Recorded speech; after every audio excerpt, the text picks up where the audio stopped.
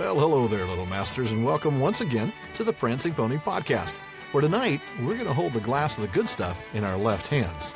It's probably a good idea if we just get our Inigo Montoya references out of the way right now. What do you think, Alan? I agree, Sean. All right. I am not left-handed. Very nicely done. Very well done. Well, I'm Sean Marchese, the real-life Lord of the Mark, and I'm here with the man of the West, the Aragorn to my Éomer, Alan Sisto.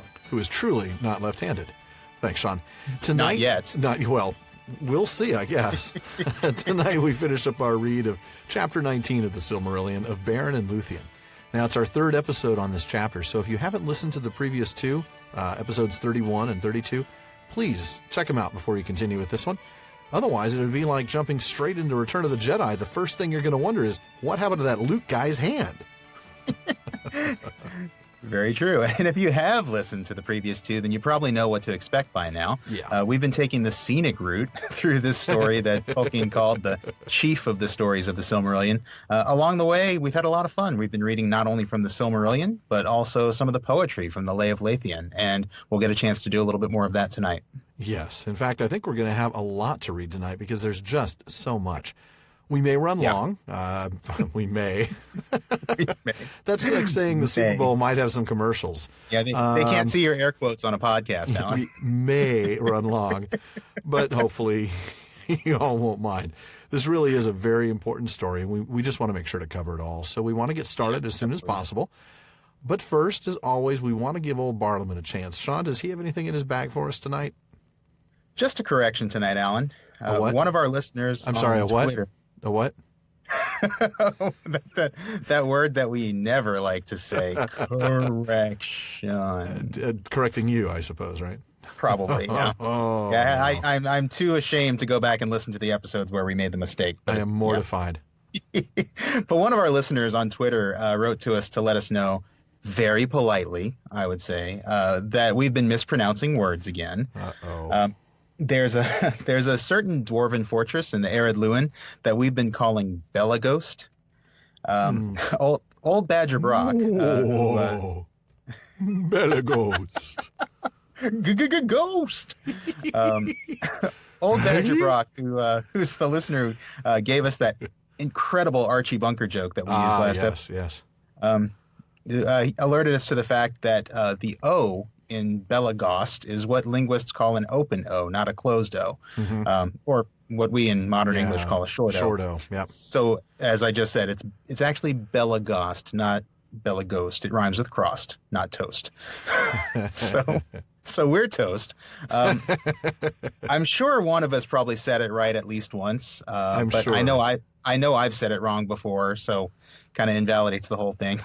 But it's weird because I don't think I ever say Osgiliath or Ost-in-Edhil, which are some other fortresses that have that same root in the name. I don't know. I mean, it's that same root, OS or OST, which means fortress or castle. But for whatever reason, I've just got a mental block on Belagost. I guess. Well, somehow I knew that, but I was deferring to your superior linguistic knowledge.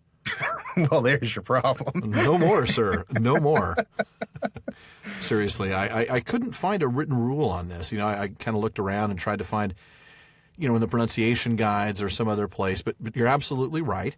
And in fact, I started listening to other examples, and I realized we've made some other mistakes. We'll talk about one of those in a little bit. But I did come up with a written rule. So we got to think this through a bit. Think about Finrod, Fingon, Fingolfin, Turgon. All of them have that short O sound, that ah. Yeah, okay. But what about the exceptions? Celeborn, Aragorn, Melkor, Valinor, Noldor, and then a different category of exception, Ulmo. Okay, so some of those have an R after them. Some of them are just at the very end of the word. All of them have an R except for Ulmo. And we even have the weird contradiction of Morgoth. 2 O's, but each O is pronounced differently. And one of them's right before the O. So what's the difference? Here's the rule that I came up with based on every example I could find. And seriously, if I'm wrong on this, folks can let me know. Not that I'm wrong on this. They can know that I'm incomplete or not quite perfect. You're doing your best to try and help the Tolkien community. Exactly. So here's our rule. With this helpful pronunciation tip. Ordinarily, the vowel O is pronounced as an open or short O, as in English fog. But if the letter R follows the O, it is pronounced as in English nor. Finally. So that's kind of like a diphthong. Okay. It's like an oa. Right, Nor, right. Right? So if you think that through, like nor, you're not saying nor. You're not saying nor, you're There's saying an nor. o-ah. Yeah. There's an o-ah, Yeah. but it's a diphthong. Yeah. And then finally, if the O is the last letter, if it's at the end of the word like in Ulmo, it's a long O as in English foe. So I think that sounds correct. about right. Correct. I think so. That sounds about right. Well, Well, what does again, that if mean anybody- about one of our more famous characters, huh? Well, yeah. One of our friends that we visited quite a few times, we've been calling old Namo. Namo. There you Namo. go. Notice the O at the end. Namo. Yeah, there you go. We've been calling the poor doomsman of the Valar Mandos from the very beginning. Yeah. And I think it's actually Mandos. Yeah. In fact, I know it's It Mandos is, because yeah. I went back and listened to some Christopher Tolkien audio, and sure enough, it's Mandos, as It's in Mandos. DOS, the old operating system. Which, Oh, wow. Yeah, I know I'm dating myself with that one. You old man. Yep. Yeah, so it's not dose like your cough medicine. It's DOS like Yeah. that Like the old like operating what system, yeah. what that kid at your school had on his computer. You know, that kid that nobody And wanted it's to talk definitely to. not Sean. Man Windows. Man Windows 3.11 for work groups. Man No. Windows. Man Well, DOS. Yeah. Man Windows. Well, I hope that Mandos will not judge us too harshly and enable us to be rebodied fairly quickly.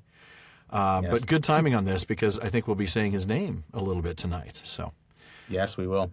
well, and before we move on, I do have one other announcement that's really, I'm just still blown away by this. We have been on the air for a year now. Our first episode released on February 21st, 2016, and here we are just a few days after that. I'm stunned. I know we joke a lot and we talk about the 11 of you that are listening. And if you are, you're downloading it a lot. Like, just download it and keep it, because I don't know what.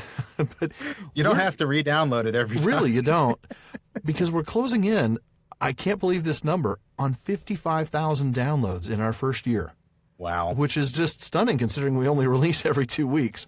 I'm blown away. And I want to thank all of you listeners so much for helping us grow. Your comments, your social media shares, your iTunes reviews, super helpful. Though really there are only 19 of those. And if we've got 1,000 or 2,000 listeners out there, come on, throw us a review. We could really, really use those reviews. They do help. Seriously, they help, because when somebody goes really on do. and searches for a Tolkien podcast, that's going to certainly help in in terms of the algorithm where we show up. Yeah, right, exactly. And we think we're one of the better ones out there right now. We're certainly one of only a handful that are active. So that are still going on. right, that are recording and releasing new episodes. So please give us a shout out on iTunes, even if you don't listen to us through that. But really shocked, really just amazed. Incredible. Super It's incredible that we, definitely. I mean, it's incredible that we've been doing this for a year now. It really is. The year's gone by even more fast. incredible that, it really has. And I mean, it's even more incredible that we haven't finished the Silmarillion yet, but we're getting That's close. True. But I think the most incredible thing to me is really just the response we've received. Not only the number that we've reached, but the positive feedback that we've gotten from you all in email, on Facebook and on Twitter. I mean, it really seems that some of you out there really just like to approach the text the way that we do, and really are enjoying this sort of in-depth approach. And I'm using the air quotes again on that one. Or as we like to call it, the full prancing pony podcast treatment. So very well done. Yep. Well, And don't get the wrong impression from the Alan's using the voice of a Iluvatar effect there. All the nice comments have not gone to our heads. Well, mostly. But keep them coming, please. I should use that effect, by the way, with my son. I bet he'd obey I bet you if would my get voice results. echoed. You would get results. Do it now, son. Promise. Is nowhere near as effective as do it now, son. Just saying. Anyway. Yes, sir. Yes, sir. Exactly. How high, sir? Now on with today's discussion. So when we last left Beren and Lúthien, on our last episode of The Adventures of Beren, so we left them. They were dressed as a wolf and a bat and heading north. Yeah. Just a little couple's fun, Little Valentine's Day cosplay. Couples cosplay. Yep. So they get to the gate of Angband, and I love the description of the gate. The carrion fowl and these black chasms and this impregnable gate. And you realize how writhing serpents coming out of these chasms. Yeah. It's just crazy scary. 1,000 feet of precipice up the mountain. So you're looking straight up this wall, this sheer 1,000 feet high black wall. It's a skyscraper. It's 100. It's the equivalent of 100 stories. That's massive. So, wow. Yeah, that's a good point. yeah. I mean, it's a 100-story building standing on top of this impregnable gate. Incredible. But I'll go ahead and read this next paragraph. This will get us a little bit of what they see here. All right. There dismay took them, for at the gate was a guard of whom no tidings had yet gone forth. Rumor of he knew not what designs abroad among the princes of the elves had come to Morgoth, and ever down the aisles of the forest was heard the baying of Huan, the great hound of war, whom long ago the Valar unleashed. Then Morgoth recalled the doom of Huan, and he chose one from among the whelps of the race of Draugluin, and he fed him with his own hand upon living flesh, and put his power upon him. Swiftly the wolf grew, until he could creep into no den, but lay huge and hungry before the feet of Morgoth. There the fire and anguish of hell entered into him, and he became filled with a devouring spirit, tormented, terrible, and strong. Carcharoth, the Red Maw, he is named in the tales of those days, and Anfauglir, the Jaws of Thirst. And Morgoth set him to lie unsleeping before the doors of Angband, lest Huan come. Wow. Well, we are right there in the thick of the action. Boom, now. Exactly. 0 to 60, and I can just hear Sean Bean. They have a red maw.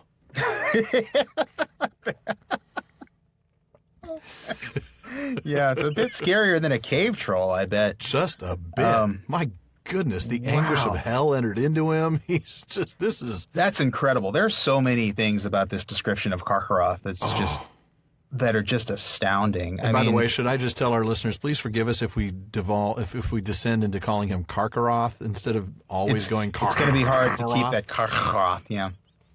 I mean, just for your sakes, really, listeners, we don't want to keep doing Carcharoth. It's just, Yeah. If I try too hard, I will do it way too hard, and it'll just, yeah. But he's not Carcharoth. We won't be calling him Carcharoth. Carcharoth? No. He's not Carcharoth, and Galadriel's husband is not Celeborn. Oh man! Goodness! Wow! I love that. That Morgoth prepared him because he knew the doom of Huan. I mean, he was bred to be the perfect anti-Huan weapon, wasn't he? Exactly. He may be a one-shot pony, but boy, what a shot! Yeah, exactly. Or one-trick pony. Sorry. Yeah, I mean, my goodness, this is. But it's Morgoth remembering exactly what was supposed to happen to Huan, and saying, "Well, then I guess I'll have to take care of that." But remember, Sauron remembered the doom as well, and thought that he could be the greatest wolf that could take down Huan.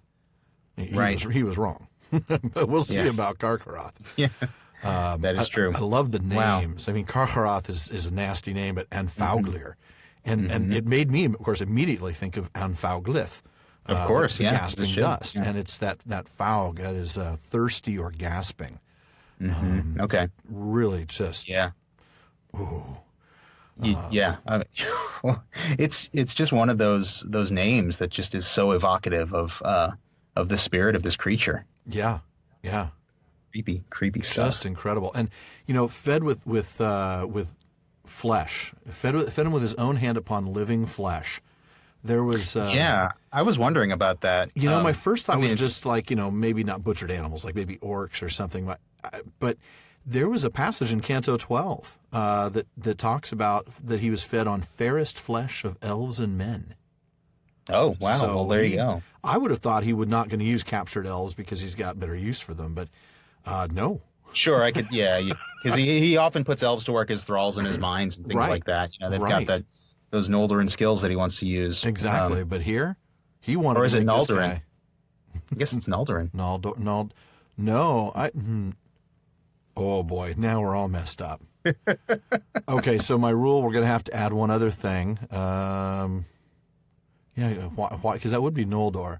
I mean, that's how Christopher Tolkien pronounces it. That's how Christopher Tolkien says it. Okay, never mind. Forget I said that. Well, I'll have to find I'll have to amend my rule, but we'll consider L like an R. They're closely related consonants, I think, in terms of. That's what certainly in terms of the way they're pronounced. Yeah. Yeah. Anyway, all right. Didn't mean to throw that monkey wrench. No, but boy, that sure did. I'm going to have to change that just to read an L or an R. So he has fed on elf and man. Yeah. Living flesh. And again, we get an example of Morgoth putting his power into something, or in this case, it says onto something, right? He's put his power upon him. That's true, yeah. Again, more of that finite power leaving him, more and more vulnerable. But I'm curious about this filled with a devouring spirit. Does this mean that at some point he became possessed by either an evil Maya or some sort of fallen Fea?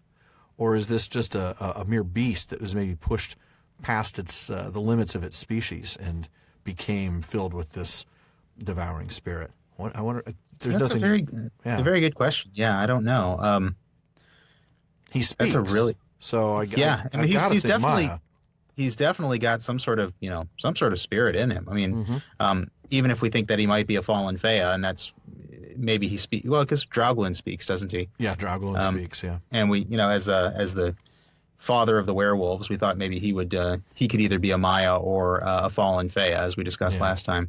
Yeah, I don't know what Carcharoth is. Yeah, I've got to lean towards Maya just because of his, power, but could be. Yeah. It is speculation, but purely. Yeah. But what always jumps out at me about this is the tormented part.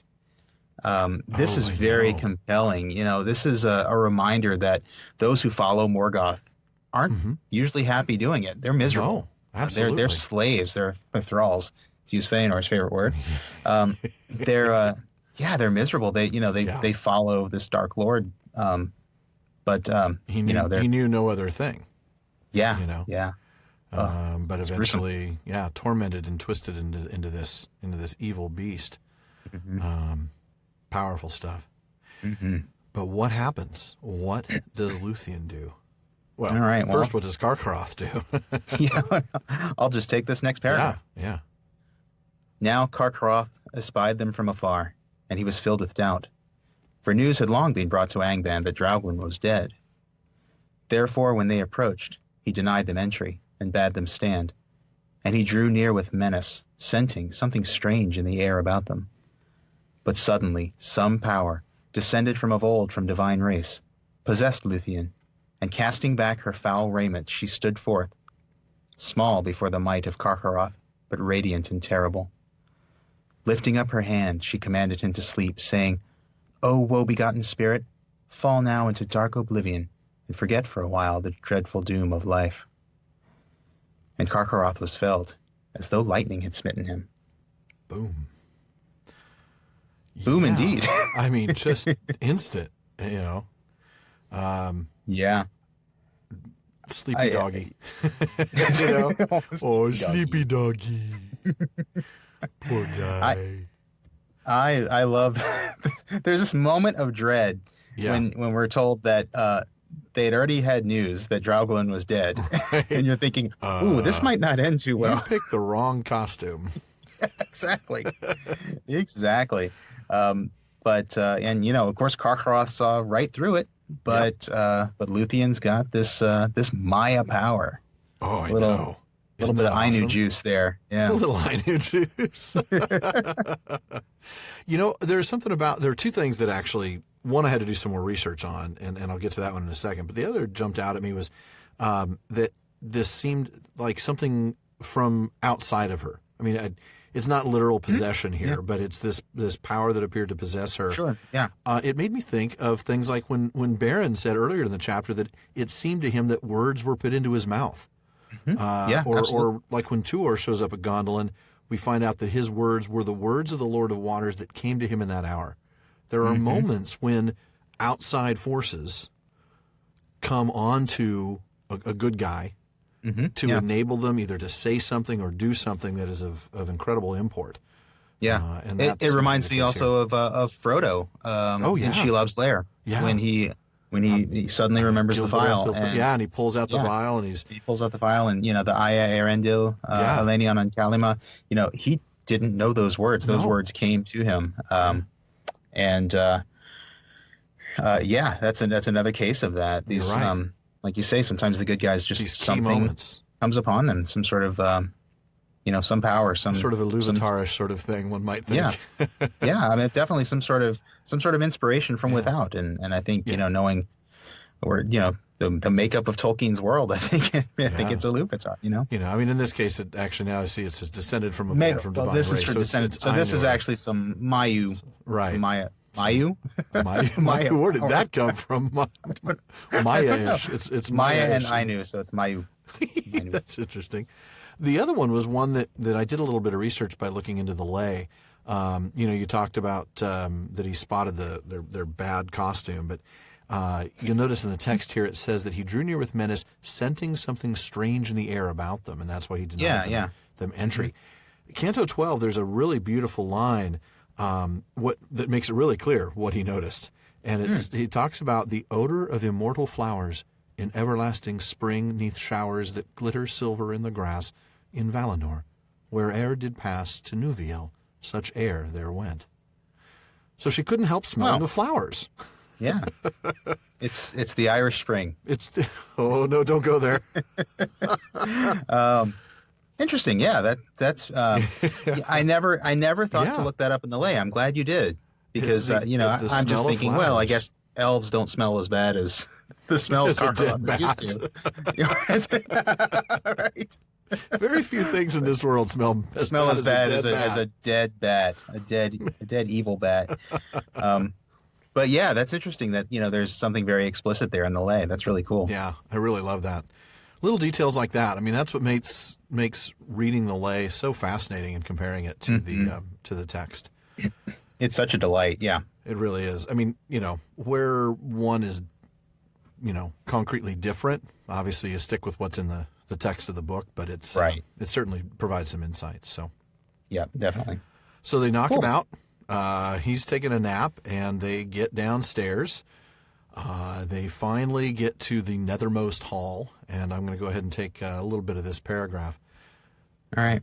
There Beren slunk in wolf's form beneath his throne, but Lúthien was stripped of her disguise by the will of Morgoth, and he bent his gaze upon her.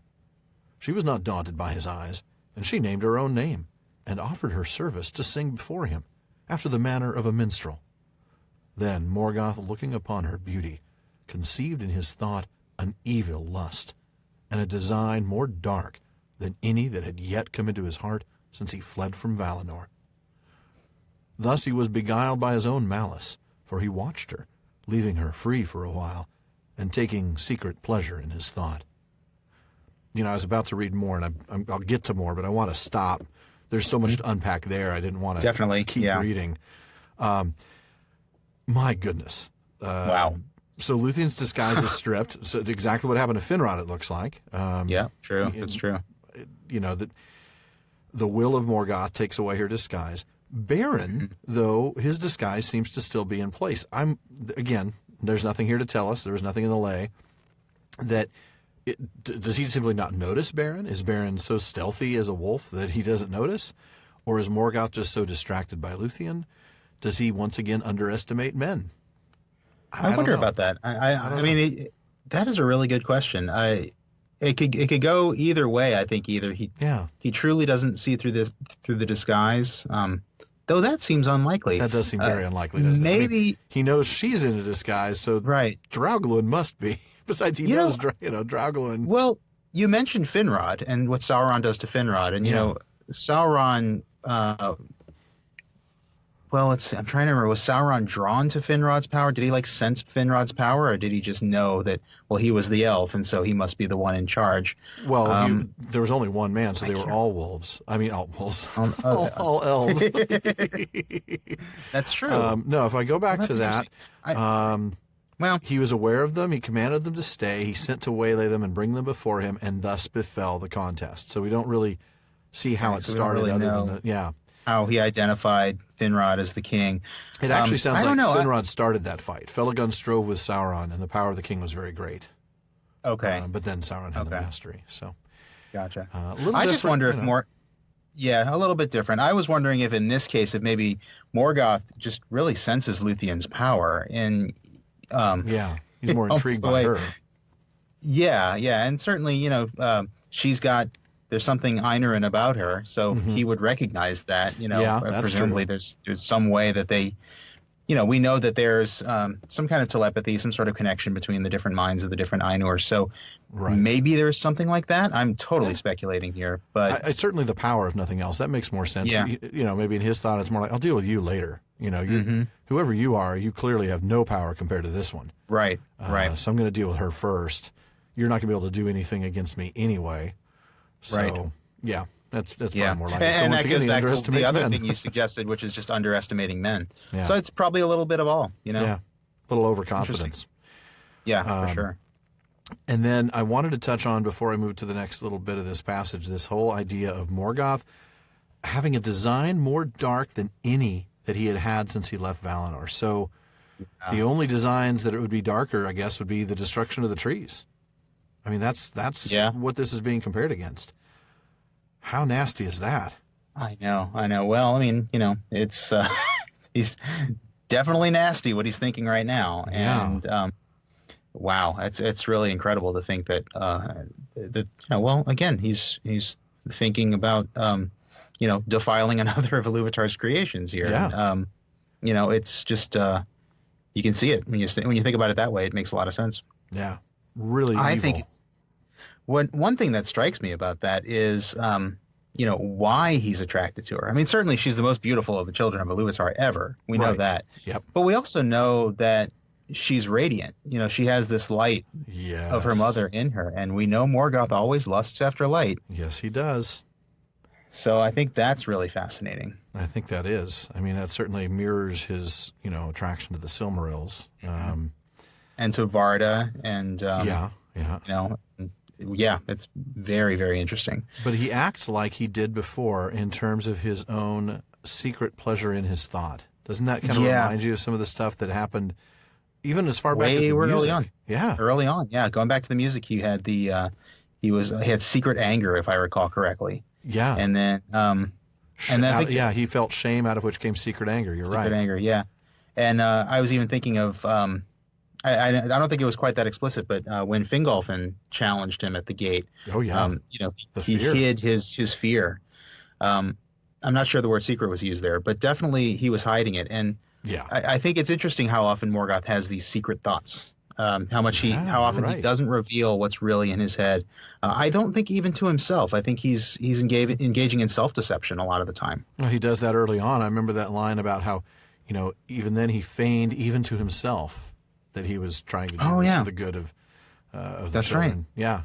Yeah. That's right. Yeah. There's another case where he just fools himself. He tries. Yeah. He tries. Yeah. But I think this is interesting that, Morgoth, embodiment of all evil that he is so often secretive.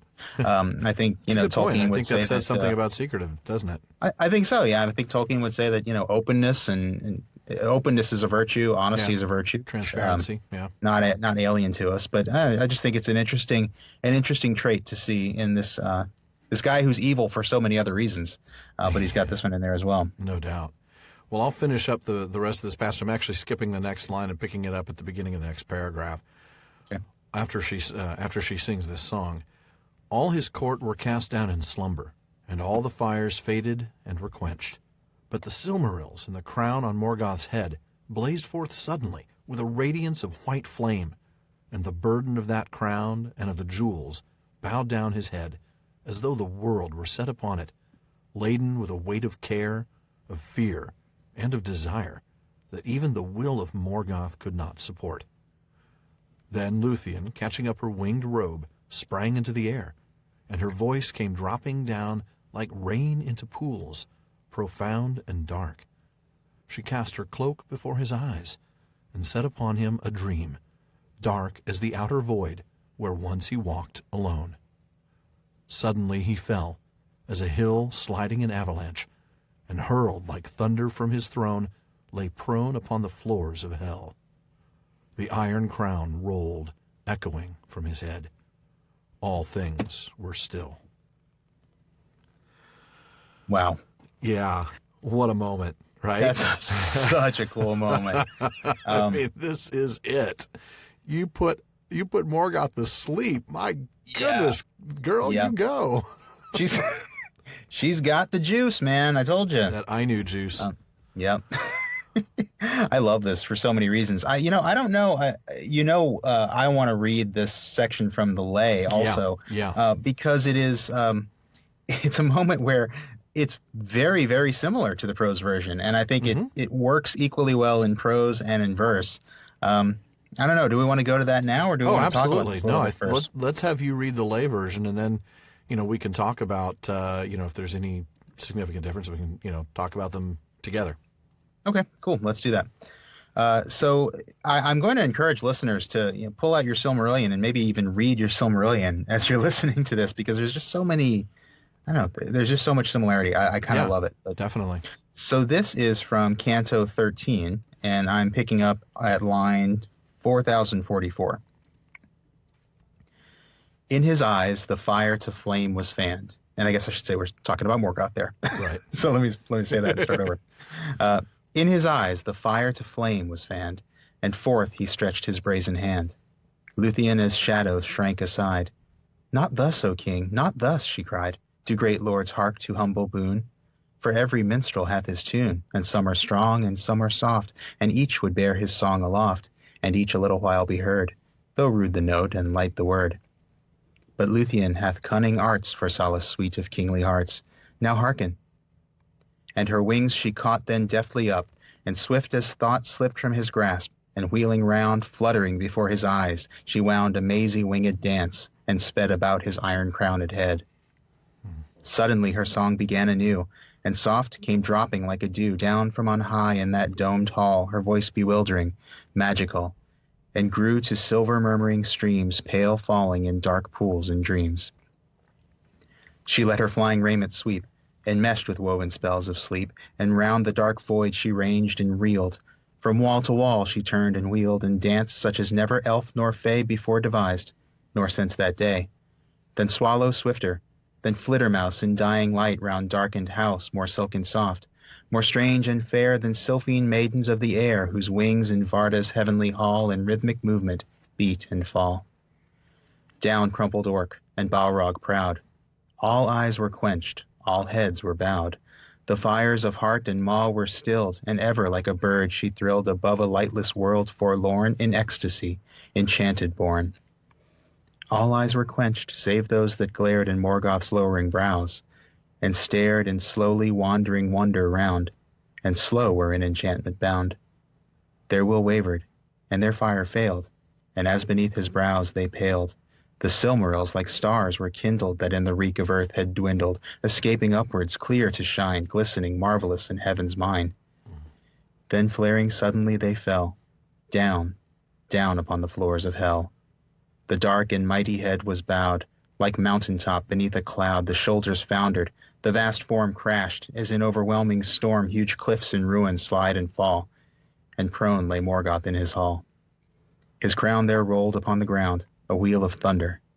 Then all sound died, and a silence grew as deep as were the heart of earth asleep. My goodness, you're right about the similarities to the prose version. Everything from the floors of hell to the hill sliding in avalanche, not using that word, but very much describing that. Yeah, and the thunder as the crown strikes the floor. Yeah, the Silmarils blazing forth, the fact that everybody else fell asleep first, he didn't. It took a little more work for him to go down. Yeah, and then just the slow bowing of his head. I mean, you really just see it. Wow. I mean, you feel it. You just feel that. You feel this moment, and I love both versions, but I think I like the lay version just because it, like we talked about a couple of episodes ago, it just kind of draws it out. I like the lay version better because I've read the prose version. I think if I had to try to read it as just a lay, I would be struggling it's harder sometimes to with crack. the language. Yeah. It's harder to crack than the There was first a version. word That's you very good used, flittering mouse or something like that. What the heck was that? point. Flittermouse. Yeah, Flittermouse. I did have to look that up. It actually means bat, Oh, of course. which is Because appropriate. pretty because much what is a bat but a rat with wings? You're right. Yeah. Yeah, exactly. A flittering mouse. Yeah, that's a word that pretty clear compound word there. And she's actually dressed as a bat here, so I guess Right. the simile. Yeah. Is it a simile or a metaphor? I think is an apt one. I think Yeah, that there's would be a another word in simile. here. This Sylphine Maidens of the Air, I think, is Sylphine. another one I kind of had to look up. So Yeah. Sylphine means like a sylph, which is sort of like an air elemental. Okay. Like some sort of something that lives in the air that, okay. Yeah, Like like a sort of little like fairy-ish like sort a of thing? sprite that sort of lives in the air. Yeah. Oh, okay. Like a naiad And- or dryad, but in the air. Sure. Yeah. Exactly. And I think that's why the reference to Varda's hall, the sky. Oh, yeah. Yeah. That would be. Yeah. So yeah, definitely a couple of tough words to crack there. And I think you're right. I think knowing the prose version definitely helps. Yeah. But then, there's just something about the poetry. It's Yeah. it just gets you right there. Well, we're going to read more. In fact, I'll read some in a little bit, but I'm going to have you read. We're going to flip this around. You're going to read the prose version. I'll read the poetry, and then we'll discuss. But actually, before we move on to that, there's still stuff to talk about in this passage. So let's do that. There's. I think we talked about. Well, let's see. We saw the sleepy hair cloak again. Right. There it is. There's your Rapunzel reference again. Yeah. Right. Yeah. Exactly. The hair. And one of the things I noticed here is this idea that going back to the prose version, where is it?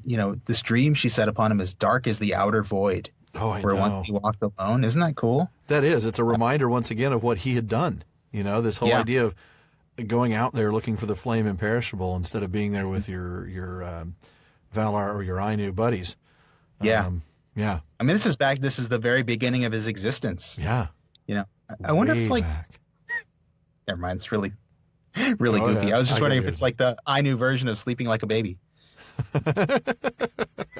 Man, I'm don't going know. to sleep like I'm walking in the outer void. It seems like I'm walking in the outer void like I did when I was just a little offspring of Iluvatar's thought. Just a Well, wee I think lad. he was the only one who went out there, on his definitely. own. And Yeah. I wonder, how far back does Melian's memory go? She was an Ainu. Yeah. Of a lesser order, but she might have recalled when Morgoth his had gone. little wanderings.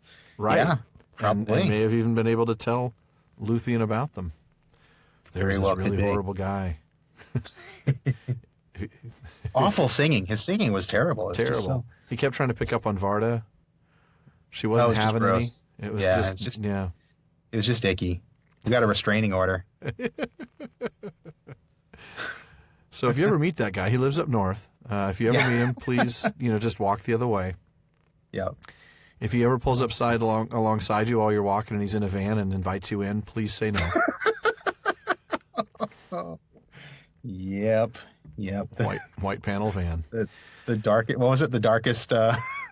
The darkest lust he'd ever had. That would be, creepy. Yep.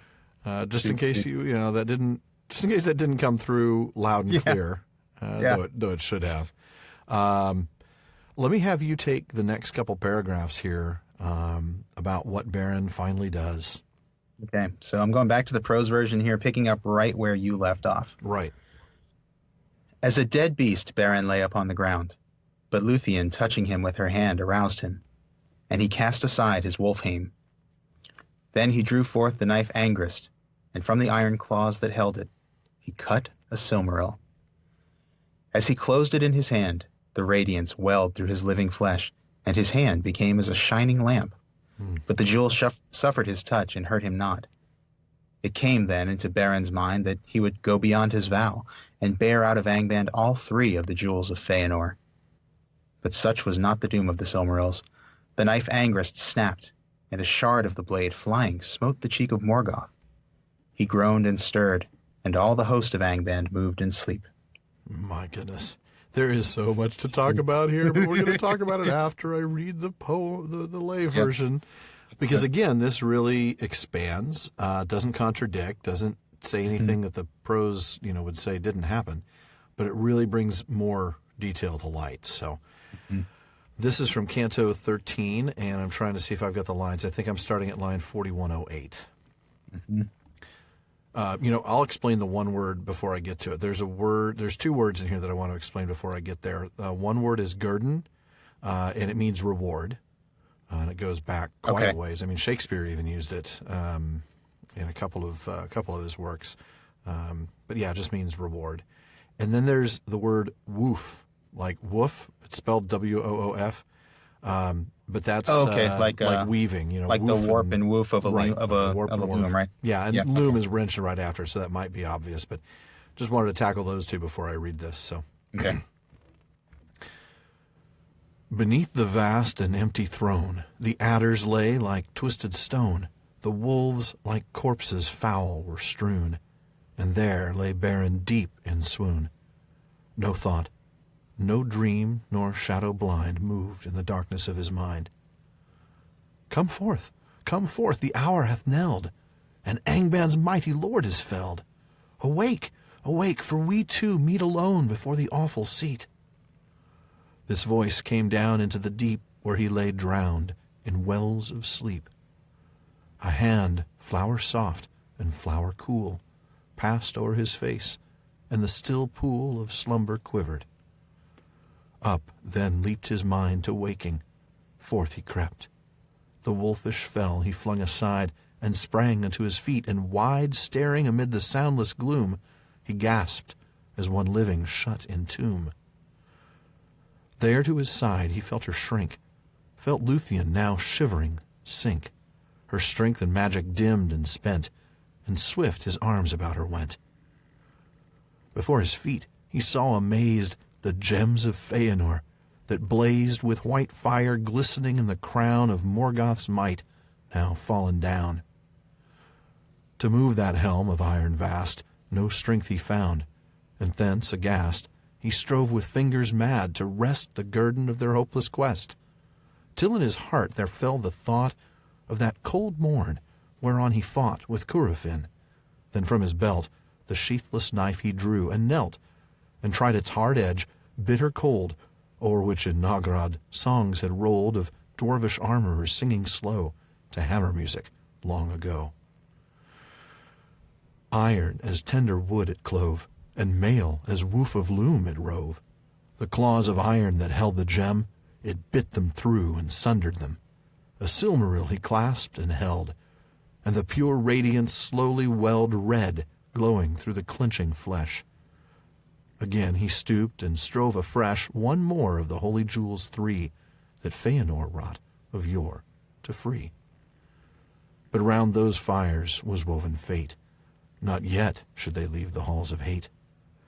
The dwarvish steel of cunning blade by treacherous smiths of Nogrod made snapped. Then ringing sharp and clear in twain it sprang, and like a spear or errant shaft the brow it grazed of Morgoth's sleeping head, and dazed their hearts with fear.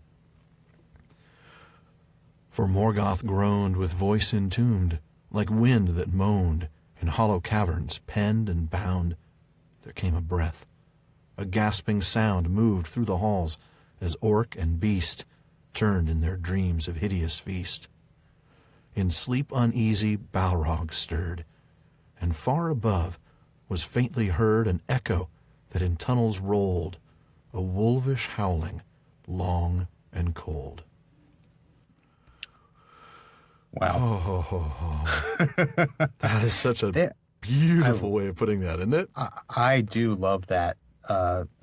Boy, I think that one really far exceeds the prose version for me. I love this moment where you see in the next paragraph, and I think you're going to read a couple of paragraphs down in the prose version, that Lúthien is spent. She's used all of her power. Yeah.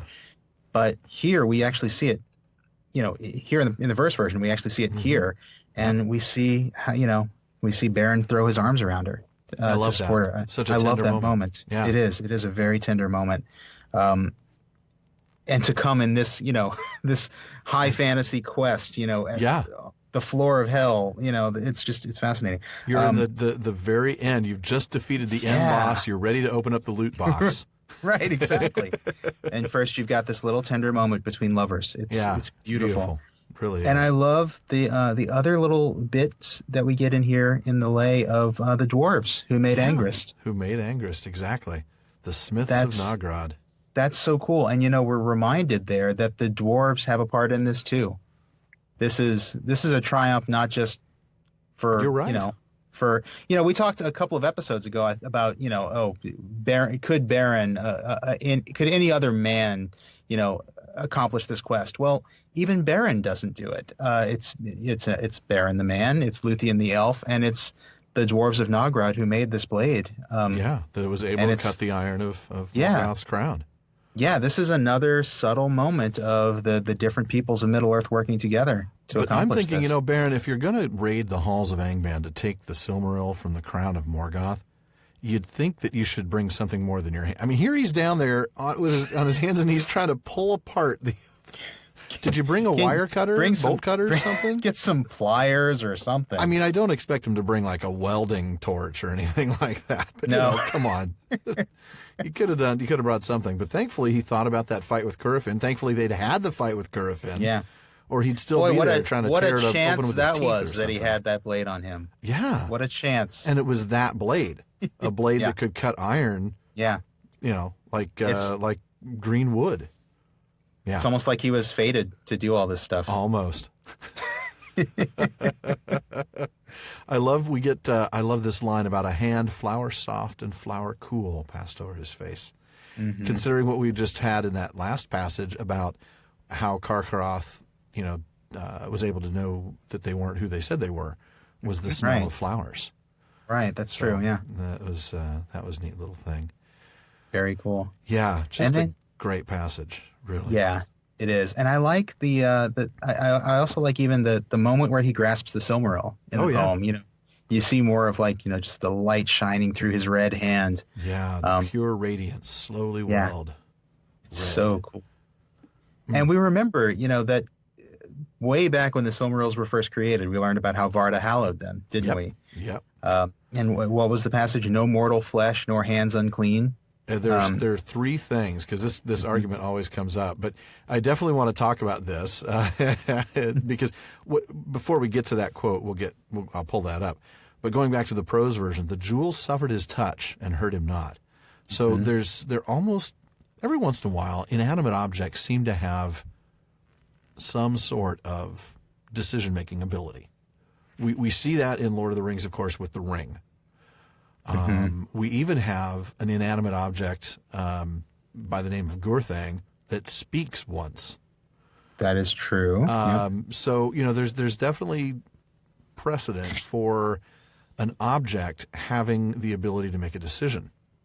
Very interesting. Yeah. I mean, the first thing I was thinking was, well, the ring has Sauron's will in it, so maybe that's not maybe that's a special case. And, but you're right about Gurthang, though. Well, Gurthang kind of has the spirit of its evil maker in it a little bit. That's true, but why is that? I mean, he's not a Maya. No, you're right. I don't know. That's interesting. It's just something that kind of came to mind as I was thinking about this. But I think we'll have an opportunity to look into that in a couple of chapters. Yeah, I think we'll tackle that more in depth and maybe do some research ahead of time for when we get to the end of Turin's chapter. Turin, yeah. The quote you're looking for is towards the beginning of chapter 7. Varda hallowed the Silmarils so that thereafter, and there's 3 categories, no mortal flesh, nor hands unclean, nor anything of evil will might touch them. Might touch them. Got it. But it was scorched and withered. So, it doesn't matter if you're mortal, but you really have clean hands and no evil will. You're still mortal. It applies. Yeah. If you're immortal, right? Exactly. So, then, if you're immortal, then if you have, you still have to have clean hands and no evil will. Yeah. So if any one of those 3, describes you, you're going to get scorched and withered when you possess the Silmarils. So when you hold the Silmarils. So So the fact that Beren is able to touch them is hugely significant. And you bring up this possibility that the Silmarils have some decision making ability, which I kind of like that idea. I definitely want to look into that more. Yeah. I was even just thinking of it as Well, it was Varda who hallowed them in that way, and I think it's just clear that we're dealing with a power greater than Varda. That's right. Here, and there's only one power greater than Varda. There's only one of those, right? Yeah, and that's what we'd fall back on if we end up finding that no, there's no, there's no will here. There's no decision. But the Silmaril certainly respond. It's an interesting thought, though. I mean, they're magical objects. Yeah, they respond to external stimuli. I mean, she sings, absolutely, and they start glowing even more greatly than normal to her singing. Do they have ears? Do they have any auditory organs? No. Right. So yeah, I don't know. There seems to be some sort of awareness there. Exactly. I think you're right. There's a strong suggestion that that's the case. I really want to look into that. Yeah, well, definitely. I've just made some notes. We'll take a look into that for sure. I'm sure we'll get some insight from some of our more avid listeners between now and then, and I look forward to hearing that. But yeah, same here. Yeah, so he was able to touch this without having it, scorch and wither his hand, which is amazing, and like you said, is itself indicative that there is a tremendous fate involved here. So yeah, he gets that one out. But interestingly, I can't help but wonder, was this a tactical error on his part to try to go for more than one? I mean, certainly. Yeah, I mean, clearly, again, fate steps in, or the hand of Iluvatar steps in. Or hand doesn't step, reaches in. Yeah, the invisible hand, that's true. Yeah. I mean, it kind of reminds me of the old Lay's commercials. Bet you can't eat just one, I bet you can't take just one. Oh man. Why? Or even Pringles. Once you pop, you can't stop. Oh, because he popped it out. You sure did. No, you're right. That's so bad. Well, we compared the Silmarils to steak before, and now we're comparing them to potato chips. It's bad. Yeah. If you want to even call Pringles potato chips, that's a stretch. Potato snacks. Yeah. We digress. We definitely digress. But yeah, that was not the doom of the Silmarils, or as the lay version talks about, that's not their fate. Same kind of thing. The knife snaps, and a shard, instead of just like bouncing harmlessly off some fabric-covered, quiet thing, it hits he can't just skitter off into the corner somewhere. No, it's got to hit Morgoth in the cheek. It can't even hit somebody else who's in deeper sleep. It's got to hit Morgoth. So he groans, and everybody stirs. I love the way the lay really gets foreboding, hinting at the wolf owl, which we'll get to shortly. But why take two? Why take? Yeah. Do you have any thoughts? I mean, I guess the obvious answer is they just tempted him. He just got greedy, like they tempt everybody. Yeah. But I mean, is it greed? I don't see greed. It doesn't say that, greed came into Beren's mind. It was that. Well, that's true. I wonder if it was just pride. I mean, I'll show that Thingol guy. Bring him. I'm not going to come back with just one. I'm going to come back with all three. I'll show him, and that would certainly be an inappropriate pride and foolish pride. Yeah. But yeah. Or maybe he just wanted an engagement ring to give to He hadn't stopped at Zales yet. And he knew that he needed a big stone. Yeah. I mean, she is a princess after all. Yeah, she's a princess. He went to Jared. You went to Jared? Right. Right now, I'm sure some of our non-U.S. listeners are wondering. Both Zales and Jared are retail jewelers. Yeah, just an incredible passage. And now things are starting to wake up, and this is bad. So we're going to skip the paragraph, and I'm going to read the next section here with the fight, the confrontation with Carcharoth. Lúthien was spent, and she had not time nor strength to quell the wolf. But Beren strode forth before her, and in his right hand he held aloft the Silmaril. Carcharoth halted, and for a moment was afraid. "Get you gone and fly," cried Beren, "for here is a fire that shall consume you, and all evil things." And he thrust the Silmaril before the eyes of the wolf. Probably should have just thrust it in his pocket, but so sorry. But Carcharoth looked upon that holy jewel and was not daunted, and the devouring spirit within him awoke to sudden fire, and gaping, he took suddenly the hand within his jaws, and he bit it off at the wrist. Then, swiftly, all his inwards were filled with a flame of anguish, and the Silmaril seared his accursed flesh. Howling, he fled before them, and the walls of the Valley of the Gate echoed with the clamor of his torment. So terrible did he become in his madness, that all the creatures of Morgoth that abode in that valley, or were upon any of the roads that led thither, fled far away. For he slew all living things that stood in his path, and burst from the north with ruin upon the world.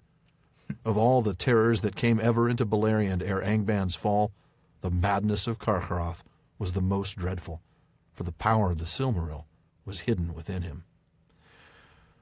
Wow. Ooh, my goodness. Well, that's going to leave a mark. That is hungry like the wolf. Oh, that's well done. Very nicely done. Oh, man. You made the joke. I didn't want to interrupt your reading because it was really, it's a nice passage. It is. But you commented on him.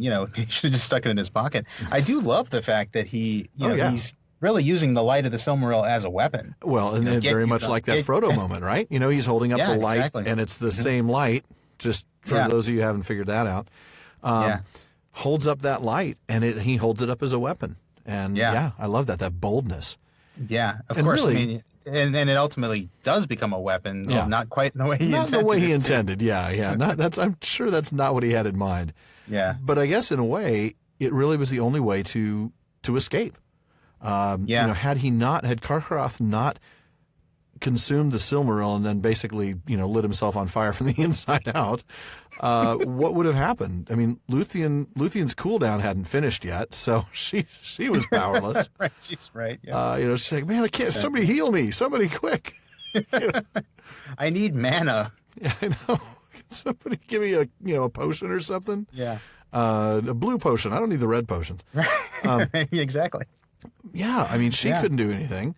And I'm sorry, Beren's a really cool guy, and he's but now what does he have? He has broken Angrist, and that's it, and a Silmaril. Sure. So you're toast. So in a way, it really was the only weapon he had. Only of course, weapon. He held it aloft. Yeah. Yeah. So, but my goodness, Carcharoth needs some Gaviscon or some Tums or something. He is a mess now. He is burned from the inside. I like how you put that. And how else do you put it? I mean, that's exactly what's going on. Wow. I mean, there you go. Anything of evil will. Yeah, absolutely. And it seems like the more evil, the worse it gets, right? I mean, that's the thing. Here you're looking at accursed flesh. So it just doesn't scorch and wither, it sears. Yeah. That's a painful sounding thing to have inside you. Yeah. And he's just killing everything. He just becomes an absolute unstoppable monstrosity. So everybody, and again, now he paves an escape route. Not that he needs one. I think we find something else that happens, but he does get rid of all the creatures of Morgoth that were in that valley or on any of the roads that led there. That's true. So they probably could have figured out how to get away, but we'll catch their express bus here in a minute. I remember now that as I was kind of reading over the material for this episode, I was so struck by just this description of, of Carcharoth's reaction to the Silmaril that I actually went to the lay to look and see if there was any cool poetic passages in there about it. So you found out where it ends. Exactly. Yeah.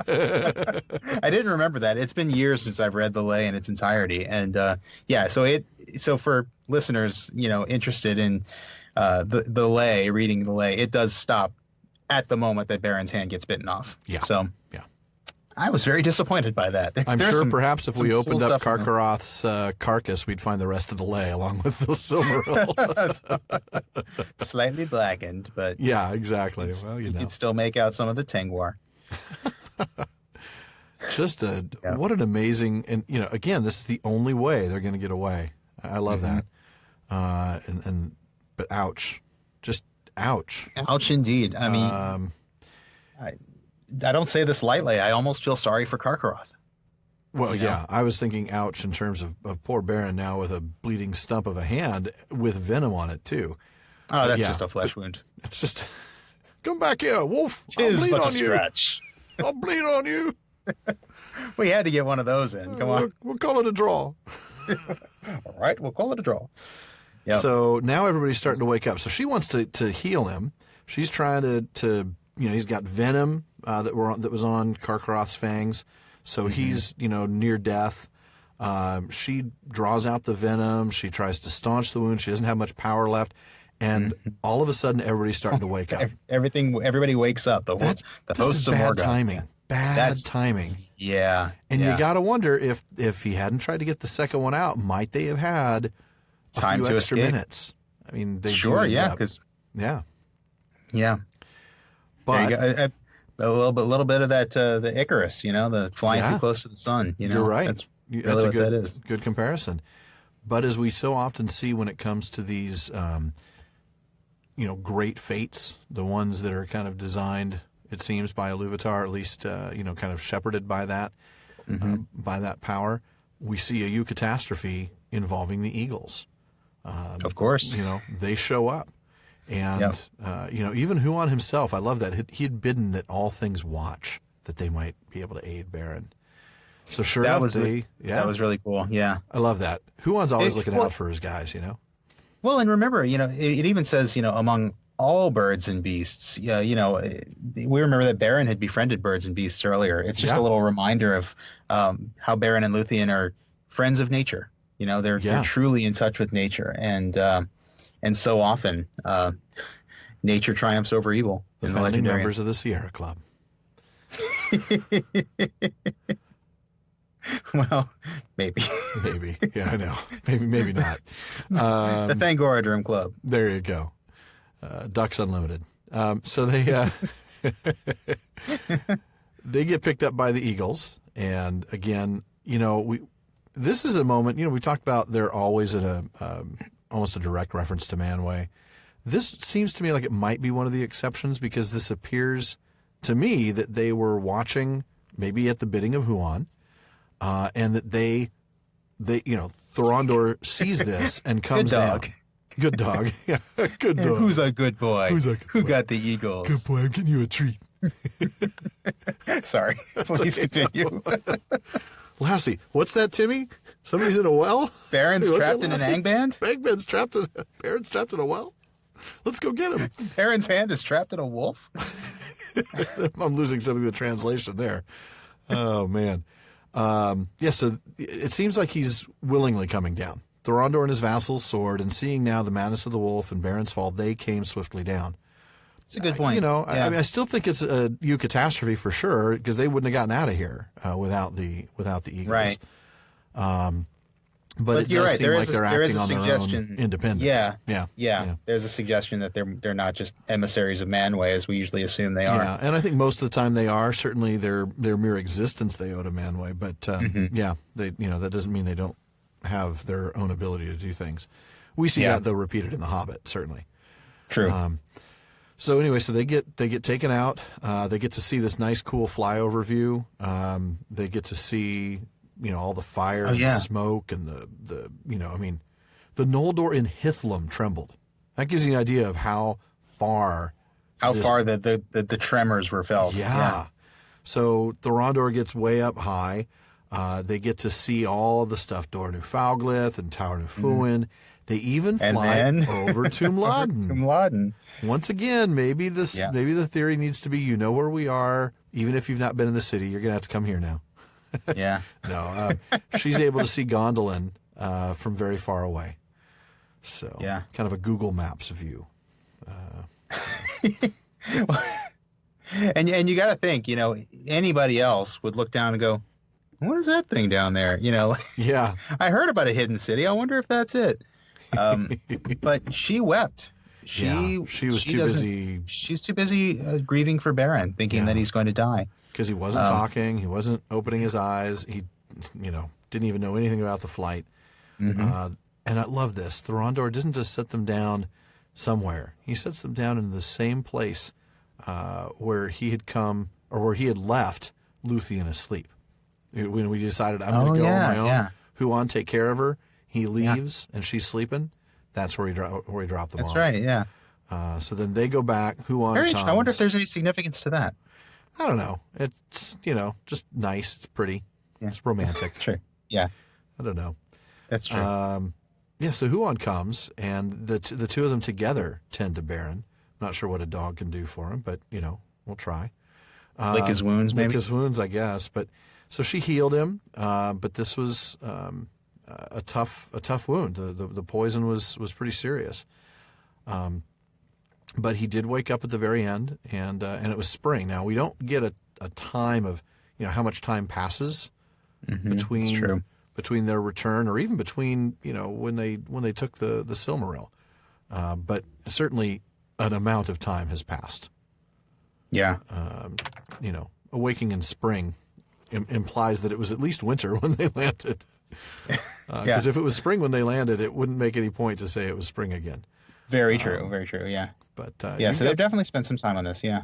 Yeah. So the recovery took a while. So what's you've got the next paragraph, I think, telling us a little bit about his new way of doing things. his new look. Yeah. Thereafter, Beren was named Erchamion, which is the one-handed, and suffering was graven in his face. But at last he was drawn back to life by the love of Lúthien, and he arose, and together they walked in the woods once more. And they did not hasten from that place, for it seemed fair to them. Lúthien, indeed, was willing to wander in the wild without returning, forgetting house and people and all the glory of the elf kingdoms. And for a time Beren was content. But he could not for long forget his oath to return to Menegroth, nor would he withhold Lúthien from Thingol forever. For he held by the law of men, deeming it perilous to set at naught the will of the Father, save at the last need. And it seemed also to him unfit that one so royal and fair as Lúthien should live always in the woods, as the rude hunters among men, without home or honor, or the fair things which are the delight of the queens of the Eldalie. Therefore, after a while, he persuaded her, and their footsteps forsook the houseless lands, and he passed into Doriath, leading Lúthien home. So their doom willed it. So their doom willed it, indeed. Yeah. I love this. I love his honor. I'm not going to ignore what Thingol... I can't set his will to be nothing. Right. And you're a princess. You don't deserve to live like this. You deserve more than this, yeah. What's incredible about his honor is you contrast that with Thingol, who is fully prepared to kill him if he walks back in the door. Yeah. Despite he was even willing to kill him earlier. He goes, it didn't matter that I promised I wouldn't kill him. If I thought there was a chance, I'd kill him now. That's true. Right. That's right. Yeah. So, Beren's just got so much honor here, and we talked about that in the previous episode. I just think it's really cool. He really is incredibly admirable. Really is. Yeah. He is. He would have to be a very, very special person to win the love of Lúthien. And so you really do see it. And to be part of this plan. Yeah. And to be part of this plan. Very good point. Yeah. Yeah. So I love that he had to persuade her. She was willing to live out there. She was willing to continue living in the woods. My dad's a jerk. I don't want to go back home. But he persuades her, and they go. There's a humility there on Lúthien's part. There really is. Absolutely. And again, going back to Beren's honor, he doesn't have to bring the Silmaril back to Thingol. He's already got her. She's right there. He's got the woman he loves. Yeah, she's right there. She wants to stay with him forever. Forever until they die. Well, yes. Right. But he's made a promise. Exactly. And so he's going to hold to it. And I notice it's called the law of men. Yeah. He held by the law of men. So this is something that, the elves didn't necessarily do. The men came up with this law. Oh, interesting. That we don't set it not the will of the Father. The will of the Father. Interesting. Yeah. Just little things. Though if I keep noticing all those little things, this is going to be a 3-hour episode. So meanwhile, in Menegroth. Well on our way. Yeah. So, meanwhile in Menegroth, we're not going to read a lot of this. We're not going to read much of this at all. We're just going to see what happened. But needless to say, after Lúthien left, grief and silence had come. Daeron strayed and was seen no more. He was named even before Maglor as the greatest of all the minstrels. But he kept looking for her and was just in despair, and he ended up passing over into the east, and he just made lament beside dark waters for Lúthien for the rest of his life. She's not dead yet. I know. I mean, yeah.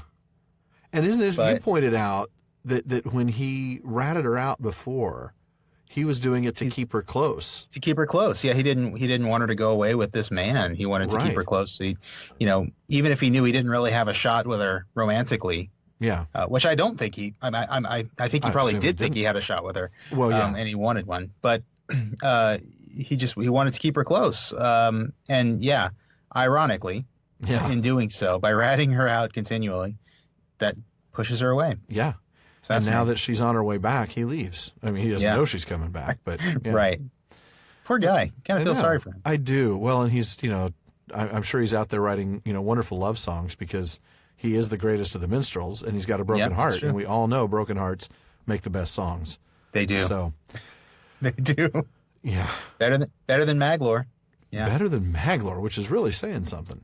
Yeah, because, Maglor wrote about killing Tellery. That's a death metal song, right? His concept album was about the kinslaying. It's a little dark, son. You want to maybe write something a little more pop oriented there? We can get on the charts. I love this line. In that time, Thingol turned to Melian, but now she withheld her counsel from him.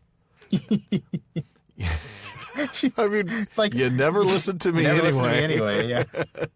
This is like, come on, really? You're asking me now? It's like, but he's like, honey, I'm asking this time. Come on, tell me. I'm finally asking. It's just too late. No. It's too late. And of course, she's just not going to say that. You're so smart. You figure it out yourself again, Mr. Thingol. Mr. Greycloak. Oh, goodness. So, during this time, he also finds out, Thingol, that is, he finds out, he gets messages from Celegorm that Finrod's dead. They also lie and tell them that Beren's dead and that they've got Lúthien and that Celegorm wants to marry her. So Thingol, Thingol's real happy about that. Oh, yeah. He's not going to send back a note. He wants to send an army. Yeah, I know. I love that. What cracks me up about this is that he'll send her human boyfriend to certain death. But he'll actually start a war to keep her from marrying a son of Feanor. Yeah, I guess that speaks well of Beren. Yeah, exactly. He's not going to go wipe out the people of Beor just because Beren comes along. Well, he can't. No, that's true. There aren't. Just pretend they're already wiped out. Morgoth already did the job. But then he finds out, of course, that Lúthien isn't there, and he realizes, oh man, I can't fight all the sons of Feanor at once. So, well, never mind. Army can come back. But he did want to find, he wanted to get their help in finding Lúthien because, hey, you didn't send her to me and you didn't keep her safe. And that's just not cool. But those messengers, the messengers that he'd sent to talk to the sons of Feanor, most of them get killed by Carcharoth. And in fact, the only one that escaped was Mablung. And he brings the news back to Thingol. And boy, it's not good news. No. But, and we'll read this next little paragraph here. Let's see. Do we have anything to talk about before we get to that? I don't want to go too fast. I realize we're kind of pushing time, and I thought, I'll just keep moving. But is there anything we want to talk about before we get to the passage about the actual return? I don't think so, right? I don't think so. Maybe the only thing is the fact that the might of Melian upon the borders of the land didn't stop him, stayed him not. Yeah. Yeah, because fate, once again, fate drove him. Right, right. And also the power of the Silmaril. He's just he's maddened by this burning power. Yeah. Can you imagine the smell of a dog burning from the inside? That's just, dogs already smell bad enough, If exactly. wet you dog think wet is bad. dog smells bad? Imagine burning dog, burning from the stomach out. Wow. Burning dog. Is that a music festival, or is that a festival they have out in the desert? Out in the desert. Yeah. Yeah, I went to Burning Dog back in '98, but it's not cool anymore, man. Oh man. Well, here we get to the fulfillment of a vow, or as I would call it, don't call me Stumpy. I'm going to go ahead and read the next little bit here. I am sorry. We try to. Here's the thing. We take the material really seriously, and then sometimes we don't. We do, and hopefully that comes across. I think so. I think people we have know to punch it up every once in a while. We do. We're getting into some pretty dark stuff here. Yeah, we really are, and it's we got to poke fun. Not so much at Tolkien's writing. There's nothing to poke fun at. No. He's brilliant. No, the writing is beautiful. Hopefully our reading hopefully our reading of it and the time we spend on it. Yeah, I hope that shows. It shows how much we really just appreciate this. But incredibly much. You gotta have some fun with it. You do, and we're probably getting. Sometimes we get out of hand, but nobody's complained yet. So there you have it. Even in that dark hour, Beren and Lúthien returned, hastening from the west, and the news of their coming went before them like a sound of music, borne by the wind into dark houses where men sit sorrowful. They came at last to the gates of Menegroth, and a great host followed them. Then Beren led Lúthien before the throne of Thingol her father, and he looked in wonder upon Beren, whom he had thought dead, but he loved him not, because of the woes that he had brought upon Doriath. To which I would say, I'm sorry, who brought the woes upon Doriath? Right, I know, yeah, exactly. But anyway, I digress. He brought it on himself. Seriously. But Beren knelt before him and said, I return according to my word. I am come now to claim my own. And Thingol answered, What of your quest and of your vow? But Beren said, It is fulfilled.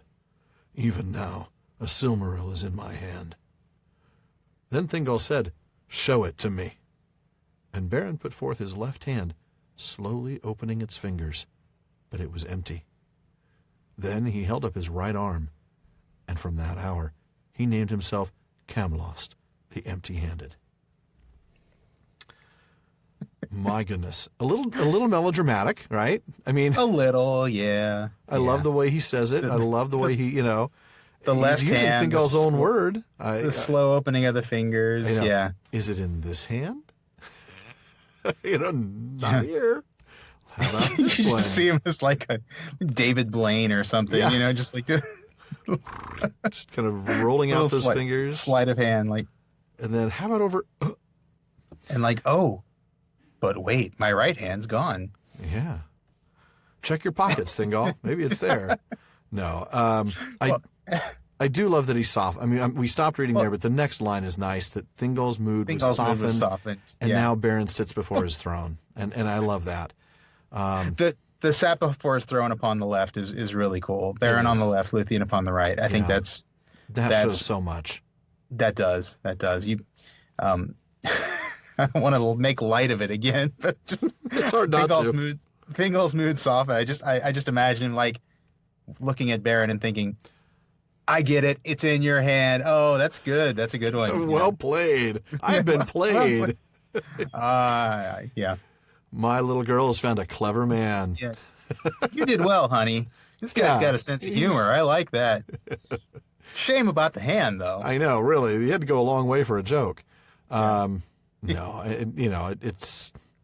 No, but he saw... I like the fact that, all kidding aside, I like the fact that he softened. He realized that Beren has made a sacrifice for this quest. Huge sacrifice. And that indeed he has achieved what he has achieved his quest, yeah. I mean, I think at this point he has to take his word for it. He hasn't seen the Silmaril. True. But, it seems unlikely he would just go out and cut off his own hand and say, well, it's in my hand. It's in my... I mean... that would have been... If Beren hadn't had the honor that he had, I guess, right. That's kind of a cheating way of doing it. I swear, there's a Silmaril in my hand. It just you just got to go find it. Yeah. Now that's your I left job. It back on the floor of Angband. Yeah, it's the floors of hell. Yeah. Oh man.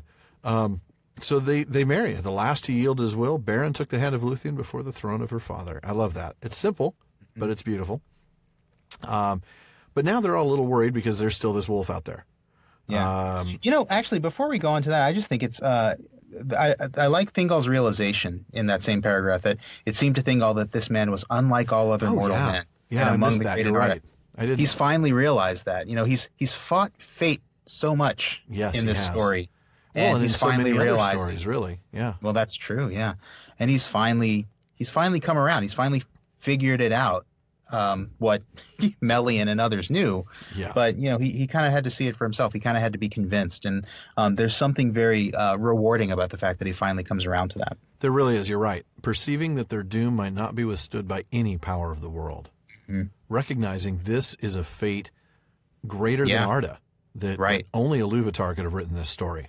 Right. And of course, as one of the Calaquendi, ruling over Morquendi, but as a Calaquendi and who is married to an Ainu, he certainly has some insight to that. So yeah, Definitely.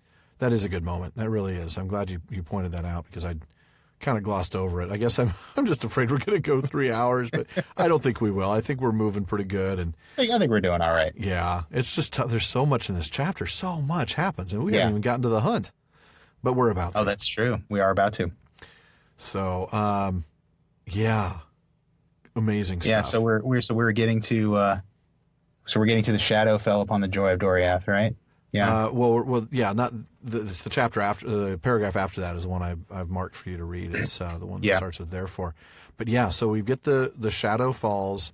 They are terrified because they know that this is going to be a problem. And Beren, who finally has his prize, understands the quest still isn't done. Right. He's still got more work because to do. Carcharoth has to be dealt with. Yeah, must be. Mm-hmm. So what happens then? Well, in short, because again, he is honorable, and that's Beren. His quest has loosed this evil upon upon Doriath. Upon Doriath. So, all right. Well, I'll go ahead and read the next paragraph then. Therefore, since daily Carcharoth drew nearer to Menegroth, they prepared the hunting of the wolf. Of all pursuits of beasts whereof tales tell, the most perilous.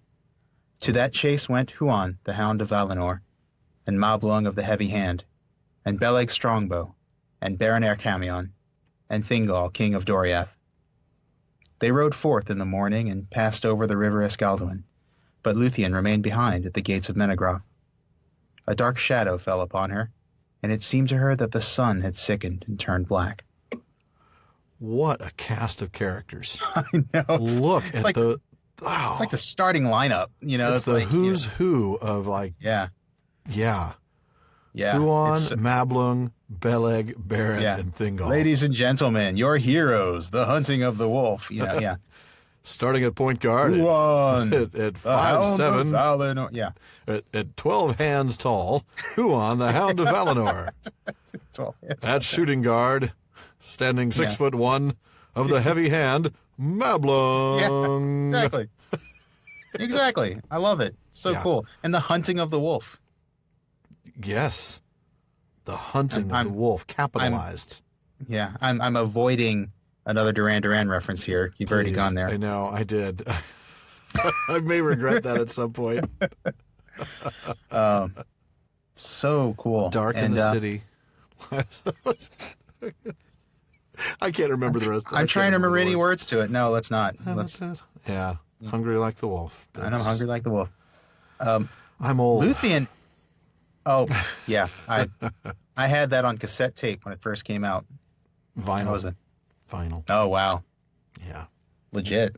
But yeah, it's interesting. Lúthien stays behind.